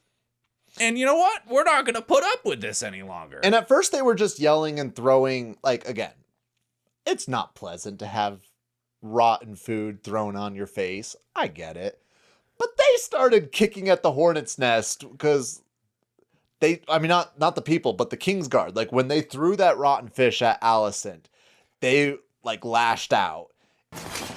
No! Oh! Critical mistake. Critical. You have to ignore it. Like, when tension is that high, you just have to keep going. But the Kingsguard just kept egging it. Again, you have to protect the queens. Like, I get it. But homeboy chopped off the guy's arm, like, critical error. And once the guy's arm got chopped off, that it was. And Alicent understood that wasn't okay. Like, yes. this is a major problem, and she tried to reel it back in. But you chop a dude's arm off. Yes, the people are going to hear about that. They are going to hear about it, and they're going to have some choice words. Mm-hmm. But like you said, that one Kingsguard we didn't see. Like, I know we saw his name in behind the scenes. Wish you could say it, but MVP, he got them to the carriage barely, and I must say the chaos of this scene and the like sudden eruption of violence there really well handled. This was an exhilarating scene. It was a great scene. Like, not only, well, they said it was very difficult because I think they said they had almost 200 extras on set there, and then what was it, like at least 9 horses, if not more. And again, I can imagine, but I don't know. That I'm sure working with horses on set is not something that's a nightmare. And that's why I tried to call it out when we were talking about season 1, episode 3, where they have the hunt with just all of the horse choreography there. It's something that we don't appreciate in our age of CGI. It just doesn't hit the same. But yeah, you really feel the danger that Helaena and Alicent are in this moment. And, you know, practically I can be like, they're probably making it out of this. But yeah, watching the scene, it's like, I don't know how they get out of this. Yes. Anything else you want to really go over that before moving on? No, let's get it. So I really think this next scene is going to be one of the most influential moments in the show. I think the show is going to be changing after this moment. And it's Larys and Aegon. I think Larys just intentionally created a monster. And I am so excited to see where this goes. He's low-key taking him on as his apprentice. He's just, is it possible to learn this power? Together we will rule Westeros. Like I said earlier, I think Aemond's confidence is going to be the undoing. I think his undoing. Like, that's my... And his lack of empathy. His lack of empathy and his confidence. We'll see. Because he could die on the battlefield just as well. Yeah, very much could do. But Larys is talking to Aegon right when Aegon is trying to take his milk of the poppy, and Larys is like, no. I need to chat with the king real quick. And Larys sort of just we got a little lore about.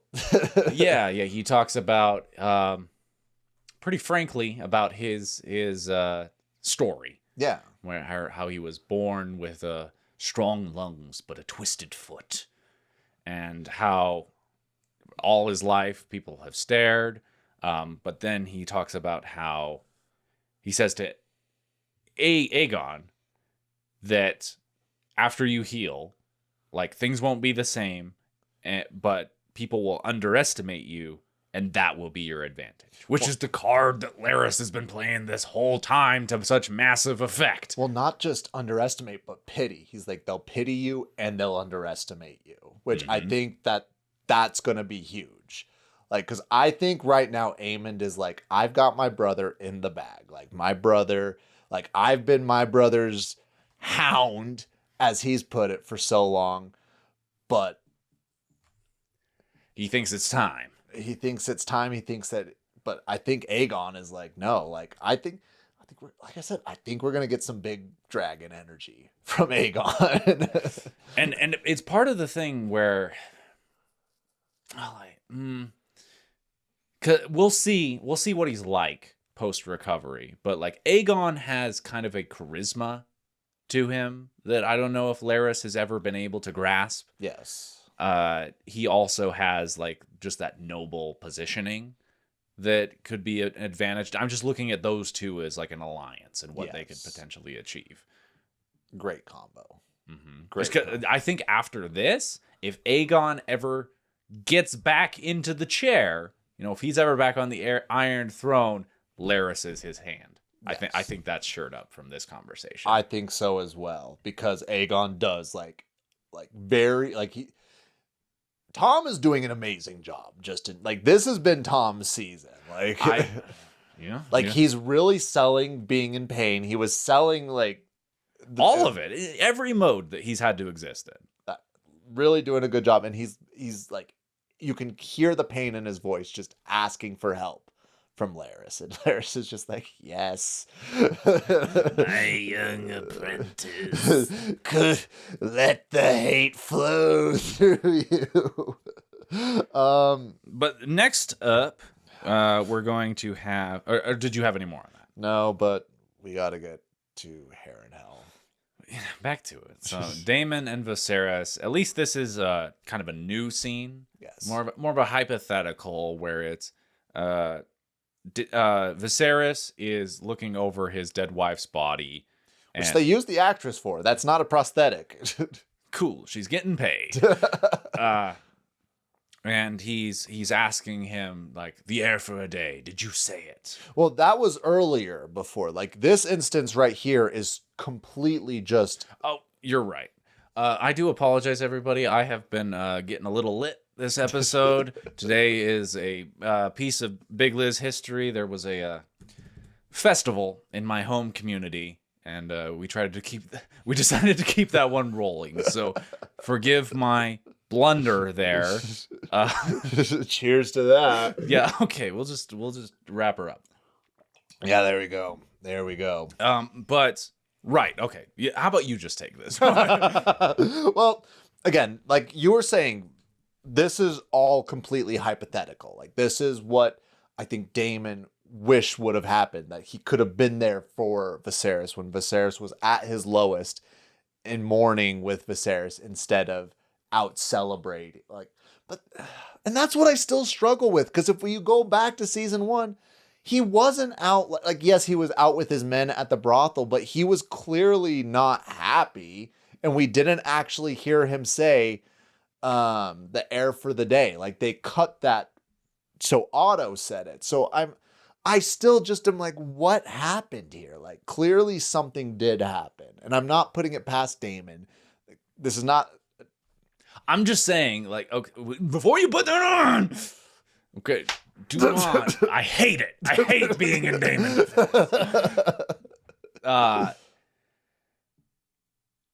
I could see that scene where they cut it. I could see them circling back to them in, like, the final season. Like, to me, that could be like a majorly critical scene exploring Daemon's relationship with his brother, which is one of the most compelling, interesting two-character relationships in the entire show so far. Do what you're going to do now. No, I want to dive a little bit, because I can really see because it seems like they keep dancing around this. They keep dancing like, did he say it? Like, even though I know it was repeating what happened in season 1, they're like, we don't see it. That's what I'm saying. Like, it makes me feel that way even more so in that what Patty is saying, not in this vision, as I mistakenly said, but in the previous one, I'm pretty sure he's saying like word for word what was said in that scene in season 1. Yes. So that they're underlining it that way makes me think that this bears some re-examination. No, I do agree. But I mean, it's just such a tender moment between Daemon hugging Viserys. Like, Daemon goes up to Viserys and actually hugs Viserys, and he's like, he says, "I'm here now."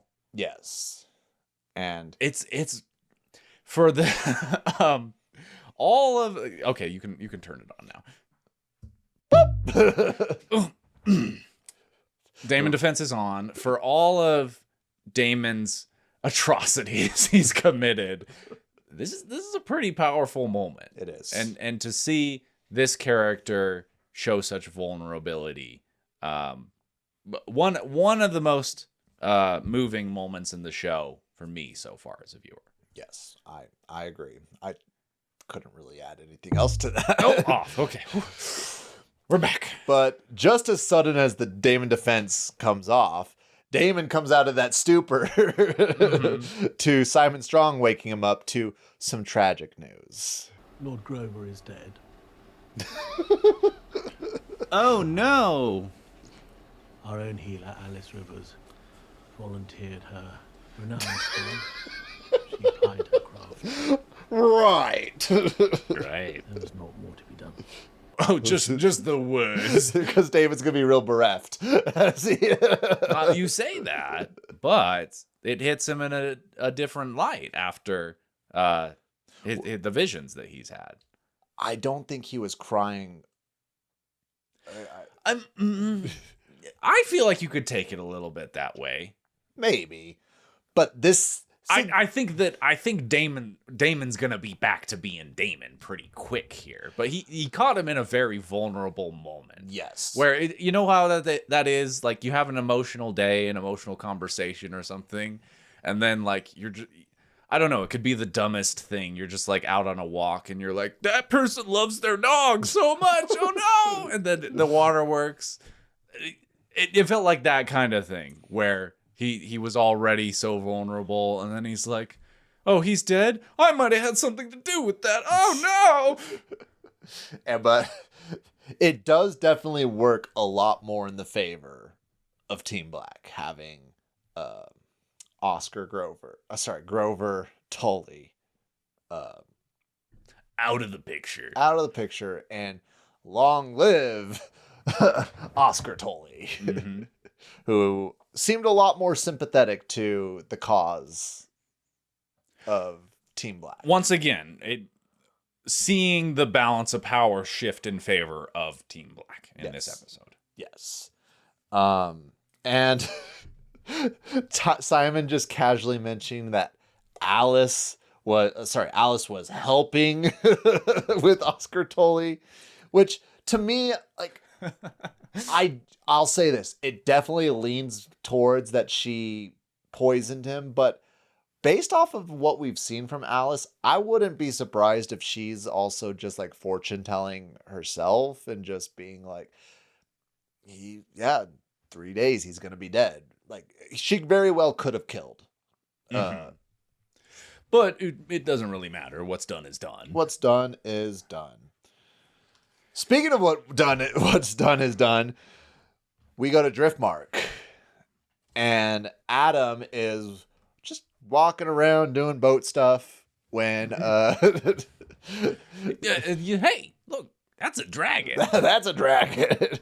And again, Seasmoke is just flying around and seems to like pick out Addam. So clearly Addam has Valyrian blood. Yes. In him. This is confirmed earlier in the episode. Yes. And what's happening here, to just fast track the scene, like Seasmoke goes after Addam and chases him down, and later in the episode it's revealed that Seasmoke has returned to Dragonstone and he has a rider. Well, he hasn't returned to Dragonstone, but people see Seasmoke flying around in the area and they see somebody riding. Sure, right, because Rhaenyra is heading out to check it out. Yeah. But so you can put it together that Addam ends up claiming Seasmoke, or maybe more accurately that Seasmoke extends an offer. Hey, I put forth an idea at the beginning of this podcast. But I'm just wondering how this works in the dragon brain of Seasmoke. Is he like flying around and he just has this sort of like radar, or does he have like Terminator vision where he sees every person and it just shows the percentage of Big, Velaryon, small, Targaryen blood they have? Small dragon energy, strong. Oh, look at that. Yeah, he's just over here. He's like 70. That'll do. I also am just imagining the thought process for Seasmoke before he heads off on this mission, where he's like, I've been riderless for a while. And I've been single for I've been I've been playing hard to get, but and he's like, you know what? I went on that one date. It did go well. It didn't end great, but it made me realize that I'm ready. And he just heads out, and then whatever, they have a magical sense. He spots this person with the magic blood in him, and he goes after him. Again, we haven't read the book, so we don't know what it's like in the books, but it seems like a little much. You might. I actually don't mind it in the show. It's just funny for a podcast, I think, to imagine that. Like, that's a little silly, but the way that they portray it in the show, it works. Yeah, I'm not saying it's bad. It's just I almost envision that you need to, like you said, with Vhagar, with Aemond claiming Vhagar, you need to have that confidence but respect. While Addam was clearly shitting bricks that entire time. It's not like sure, but maybe we'll get the scene. Yeah, maybe they'll end up showing it in the next episode. Probably not, but maybe. I have a feeling that it was like, because Addam knows who his father is. Yes. So I think that he recognizes that's within him. I also think that he has shown some ambition to rise beyond his station. Mm-hmm. So I have a feeling the way that scene played out, it was kind of like the scene with Steffon Darkland, where Seasmoke's like, "Hey, you wanna get on this? Let's go for a ride, big boy." Damn it, Bryce!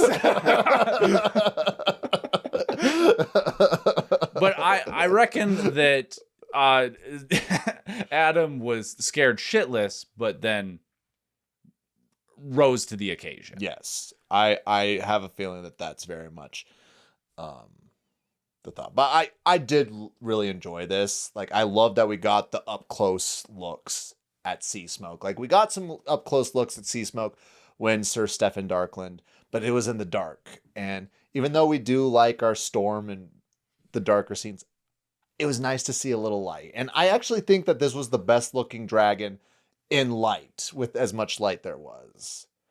It looks pretty good. And they were being fairly strategic with it in the scene with Darkland.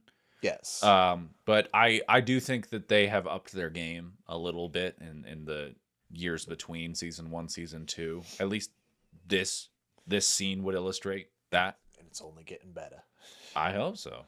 I also hope that they are treating their CGI artists appropriately, but not treating them like how Jujutsu Kaisen treats their animators. It's actually a problem. Like, I don't want to be a downer here, but the way that VFX artists are treated in this industry, especially by the likes of Marvel, underneath the greater Disney umbrella, it's pretty disheartening. Are you saying Disney is not an ethical company? No. You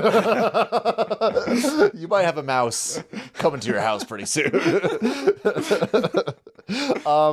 But we go. Wait, no, I did just want to mention, go ahead. Just the film nerd in me has to point out that this scene with the dragon, where he's like swooping down to a person who's running away on the ground, it is totally evoking probably the most famous scene from Alfred Hitchcock's North by Northwest, which is a scene where Cary Grant is there's a plane that keeps like swooping down and trying to nick him.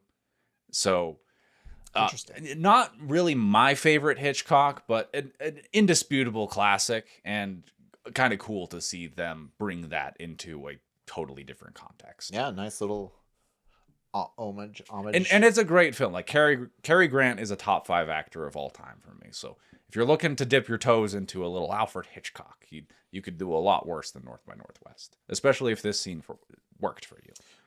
We won't be talking about it on the podcast, but We will not. Anything else you want to mention about that? No, that was it. Well, we go back to Dragonstone for our last little bit of the episode, and Mysaria is breaking down that the plan is working, and it is, as we've seen. It is working, and this is where I was getting again frustrated with Rhaenyra, because she like. I'm happy that she has someone that she can turn to and just be vulnerable with. But you can't tell people that you're like...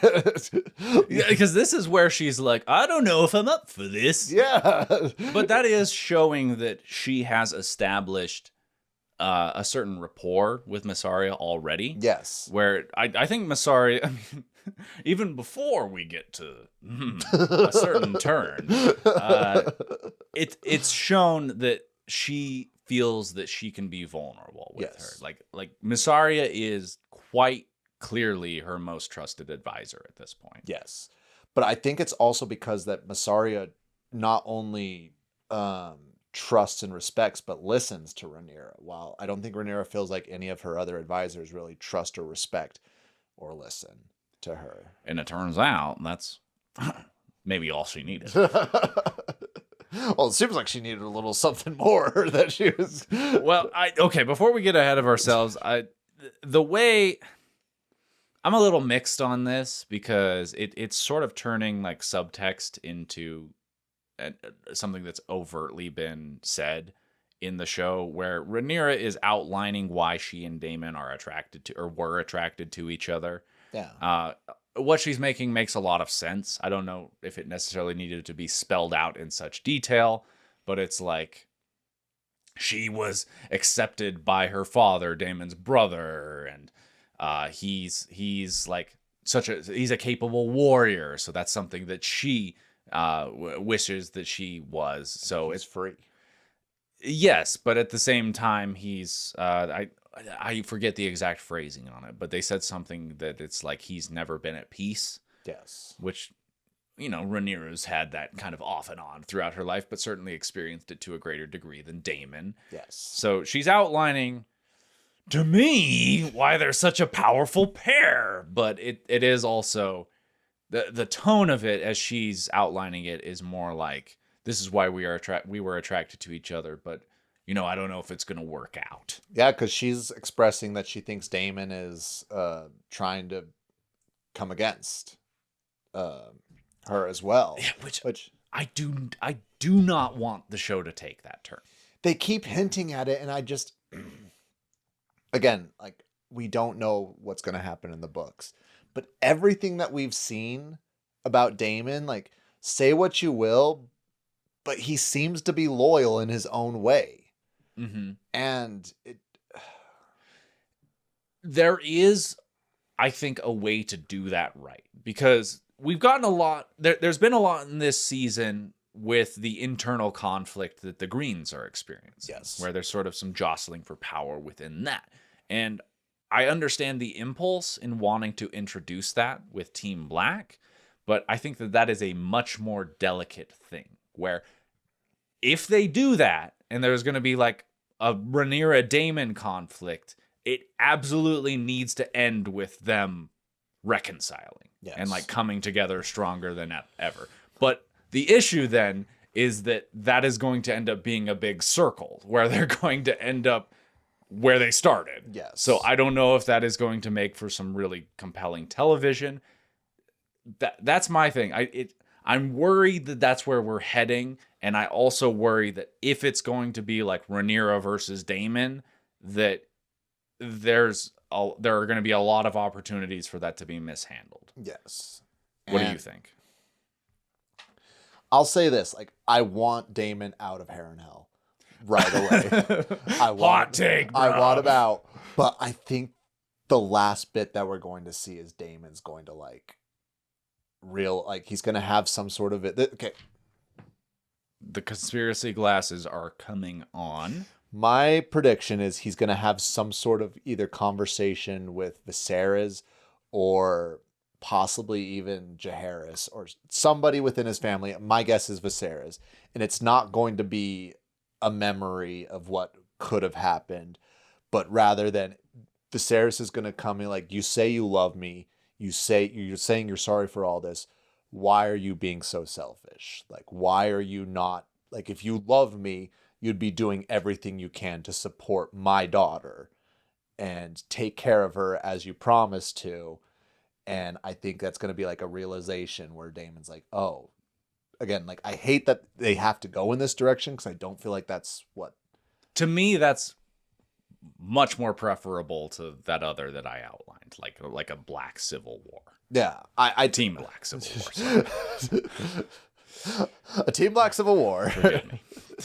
But I really do think that that's the direction that they're going to do. Again, I want them to get out of Heir and Hell 6 episodes ago.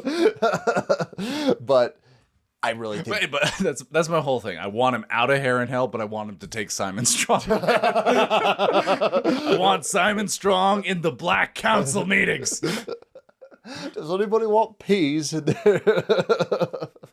But that's what my prediction is that there's going to be, like, Daemon's going to get that resolution. I don't know what it's going to look like. I know it's going to happen one way or another, but I really think it's going to be Viserys talking to Daemon in a present tense rather than in a past tense. But we'll probably find out next week on House of the Dragon. Come on. But we didn't even talk about I'll the save turd. it. All right, lead us in. But they about to fuck. Oh no. They might. Oh. Bro. Hell yeah. We should have seen it coming because, like, they were opening up to each other. They were, like, getting more and more personal. And then Rhaenyra goes and, like, gives... Because Mysaria is like, I trust you. I've never trusted anyone. And I even thought to myself, like, wow, like, it's really weird that a royal... And again, I'm not thinking this, like, in a fantasy sense. Like, could you imagine Queen Elizabeth just going up and randomly hugging, like, a peasant woman? Like, I know that Mysaria is more than just a peasant woman, but, like, in a class status sort of situation, that's sort of where it's at. And she just goes and gives her, I'm like, wow, that's weird. Well, this is, yeah, because you kind of glossed over, but we do get more of, like, yes, explicit detail on what Mysaria went through in her youth. Yes. Which I'm not going to recount here, but it is some pretty heavy shit. Yes. And I think that just sort of shows to, like, Rhaenyra, even though Rhaenyra's had some hardship, she's never had anything close to that. Like, no, that's... Mysaria goes nuclear, and then Rhaenyra's like, oh, well, I can share anything, and it's not going to be as big as that. Yeah. And I mean, she has already, but I think it opened the floodgates. Well, yeah, because they go and she gives the hug. And it's a bit of a prolonged hug. It just keeps going and going and going. And then there seems to be some movement in the neck and some movement in the...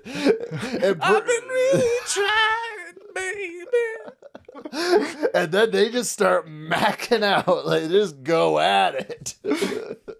Interesting turn. We did not see it coming at all. We did not. Maybe others did. I don't know.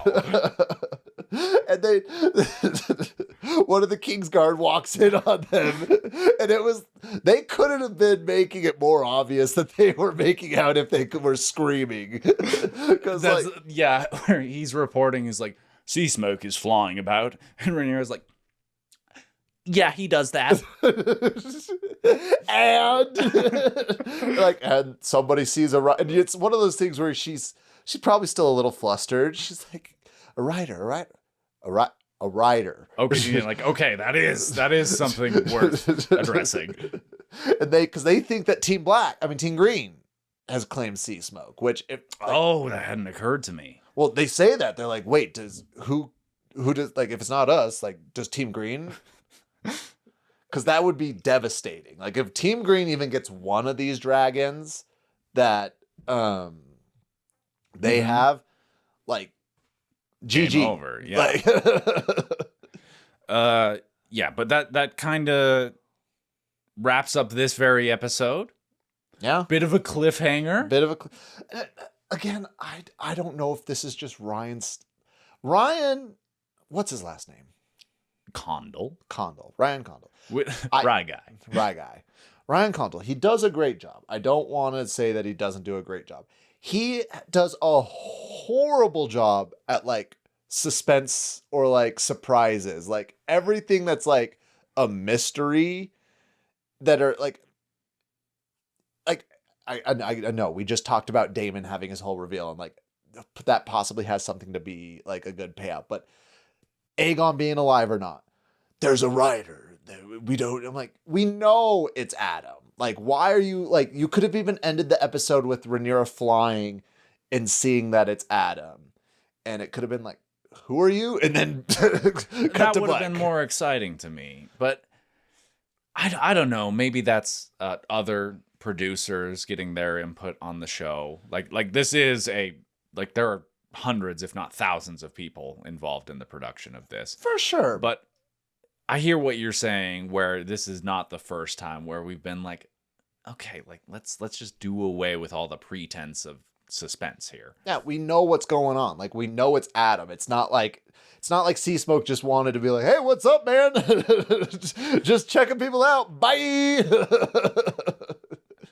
That said, though, before we wrap up our discussion of the main episode, where do you think this is going with Rhaenyra and Mysaria? Well, that was actually the question I prepared for everybody. What is everyone's thoughts on Mysaria over here? Do we approve, and do we think it has a future? Here's the thing. I think David's okay with it. He's been with both of them. Like, that's the baseline attraction is there. Like, I have a feeling that this could turn into, like, a really, like, messy situation. Do you mean progressive? Possibly. But I have a feeling that Daemon is either going to be, like, absolutely furious or, like, I couldn't have written this better. Like,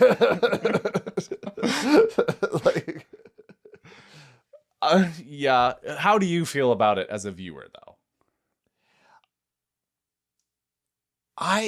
For me, like, I feel like it's just too soon to tell. Like, okay.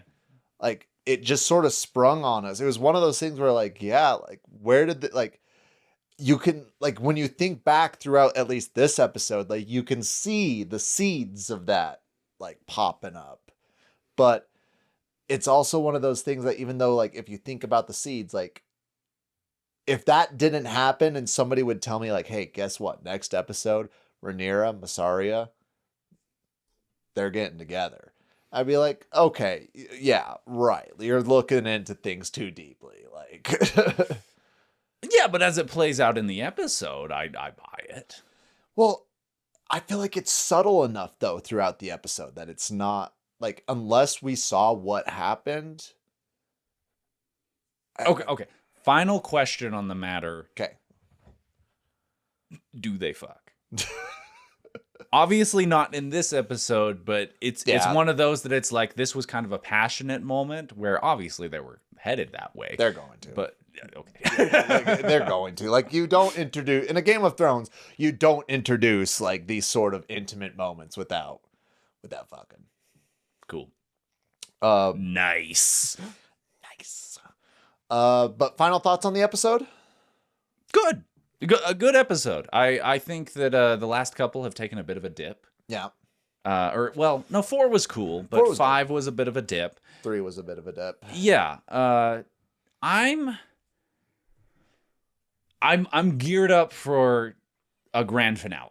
Yes. And I think it's really going to come down to these last 2 episodes, but I think we're now in pretty good shape. The claiming, or the attempted claiming of Seasmoke was pretty exciting for me. I really enjoyed the play with the food boats. Yeah. The show's definitely back in my good graces if ever it fell out of them. How do you feel? I agree. Like, it's definitely not a build-up episode, but a ramp-up episode, like you said. But I just have to say this. If Daemon is not in a battle in this season, like, I'm going to feel so cheated. I genuinely will probably be angry if Daemon spent this entire season tripping on acid and he does, like, even if he leaves Harrenhal and, like, we have a great emotional scene, if he's not fighting, I'm like, what are you doing? Like, this man needs to be fighting. He that specifically, but more abstractly, my expectations are pretty high for this next episode. I will say that. They are high for me. I'm just saying, if Aegon has more action sequence than Daemon in this season, like, you'll be hearing from me, Ryan. Alrighty, are you ready to do fit picks and then a quick discussion of Seasmoke? Yeah, let's get into it. Number 1 fit pick. Isn't it obvious? I think. Can we say it at the same time? Okay, 3. Well, hold on. I might. You're deviating? Because you know who mine is. Yeah. Okay. 3, 2, 1. Jason Lannister. It's gotta be. As soon as he showed up on screen, I'm like, nobody's topping that. The armor, I didn't really like the helmet, but the chest plate, the shoulder plates, like everything. And you have to take into account his horses. Yes. Fit. Yes. In the whole of that. The Lannisters, they know how to have fits. Ooh, yeah, they do. And the red and gold. They look good together. Fantastic. Just another grand slam of costuming in this show. Absolutely loved that to start things off. Would you like to hear my runner-up? I'd love to hear your runner-up. Okay, because I think that this was one of the best, like, fit episodes in the season so far. I agree. I could do a couple honorable mentions, but So to me, Jason is clearly tops, and it seems like you were kind of considering some others, but I'm ultimately gonna go with partially. I think this is a safe bet that you won't take it. Okay. But I was pretty into Alice's fit in her conversation with Daemon as he was about to leave. Do you recall? Not really. So it's a blue fit. Looks good for the actress. Yes. And also, I think the accessories really make it. Where I was looking for where you have a lot of ways that you could go in this episode. Just something about the way that it all came together with the owl perched on her wrist. Yes. Her forearm there. Really good look. Yes. So that's my runner-up with Jason, obviously tops. No, I respect that. I'm surprised that this, and I'm sure this was in your runner-up, but yeah, let's hear yours. My runner-up, and I was really going back and forth, but really the helmet that he wore tore it down, but it was Gwayne Hightower. Yes. Like, when he was there, like, he looked good, like, just without the helmet. The helmet, he needs to get rid of the helmet. And you and I have had multiple off-mic conversations about how his whole getup is S tier. Yes. But the helmet is all wrong as far as aesthetics go. Yes. But there was enough time spent with him in the full getup minus the helmet in this episode that I think you're valid to give that the runner-up. Like, it really was for me when he was just in, like, his armor, and it's not even just the armor, but it's also like the green, like, doublet underneath. It just with the tower icon as well. Mm-hmm. But yeah, the second the helmet comes up, it's over. Mm-hmm. But great fit episode. Great fit. Like you said, there was a lot to choose from. I wish I could give out multiple, but let's talk about Seasmoke. Seasmoke discussion 2. Yes. I think Seasmoke is the dragon that looks the most like the Game of Thrones dragons that we've seen so far. Yes, and seeing him, because I think it's a him. Think so. Now, a little more grown, that is absolutely the case, where it has come into itself and sort of filled out to that familiar Game of Thrones wyvern design. I do feel like it has more spikes on its face, though, and horns than the dragons did in a Game of Thrones, but it didn't necessarily change that look too much. But when we get the like close up, it looks like it's almost like a dragon beard. Like, and that's almost the way that I'm looking at it, to where dragons develop more like horns and spikes and all of that as they age, in the way that humans just get hair in various places as they develop. Yeah. Well, I saw some concept art sort of on the same idea of like, if you look at Vhagar, like the skin at her neck almost looks like an old person when they get older, just like the skin that starts to develop underneath. Yeah, nothing wrong with it, but like a little sag, it happens to everybody. Yeah. But like they were showing concepts of what Vhagar could have possibly looked during the conquest or before all of that, and it's pretty cool. Mm-hmm. It was pretty cool. Yeah, but well, maybe on another series one day. Someday. But yeah, I still stand by. I think Seasmoke might be one of my favorite aesthetically. The drag. I love the color, that like light blue gray. So let's check in on that though, because I feel like they've toned that down a little bit. I think they did. It looks more white than it does blue gray anymore. Yeah. Because that's like when he first comes out with the scene with Steffon Darklyn, I was like, is that Silverwing? Yeah. Because that's one of the dragons we know about, and he was reading a bit silver. Yes. So I take that as like, you know how some creatures, like their coloring sort of fades with age. I see that, and just everything that we're getting here reads that this is a more mature dragon. The coloring's a little reduced. It's certainly larger. Yes. And it could also be, it seems like Seasmoke has been hanging out at Driftmark this entire time. And with Driftmark being like on the beach, you almost get the, like, maybe it's the sun that's like, it's bleached. It's bleaching the dragon out. I mean, I don't know if dragons bleach or not, but it's a possibility. Sure. But like I said, I still really like the design. It's a really great dragon. I love the class.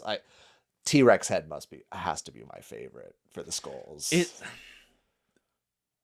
If you were gonna stick to one dragon design, and I love that we're getting a variety in House of the Dragon, but that original House of the Dragon mock-up is fantastic. Like that is the one. So that we have a established dragon with a little bit of personality, which I like to see in this show, that is paying homage to that. Yes. I sign off on that decision fully. And I do also feel like, again, we want to wrap up soon, but I feel like you can even see in Seasmoke's eyes that it's intelligent. Like there was a level of intelligence that I was just picking up from Seasmoke when you were looking into the eyes there. I wrote down the same thing.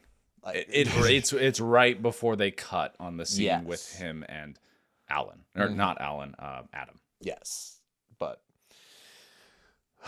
yeah, that's the Smallfolk. Right. Do you want to remind people of the prompt for any comments this week? Yeah. Well, my prompt, I know you had a prompt if you want to say your prompt as well. I don't even remember what it was. But Mysaria. Mysaria, what does everyone think of the Mysaria ship? Comment below. Like it, don't like it, where's it going? Where's it not going? But yeah. In addition to any thoughts on the episode, any insights that you have for us, we'd love to hear from you.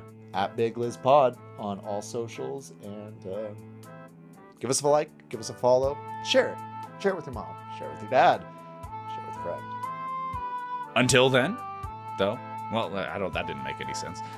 Take it away, Richie. But, yeah, anyways, do all of that. We'll catch you guys next week. Good night.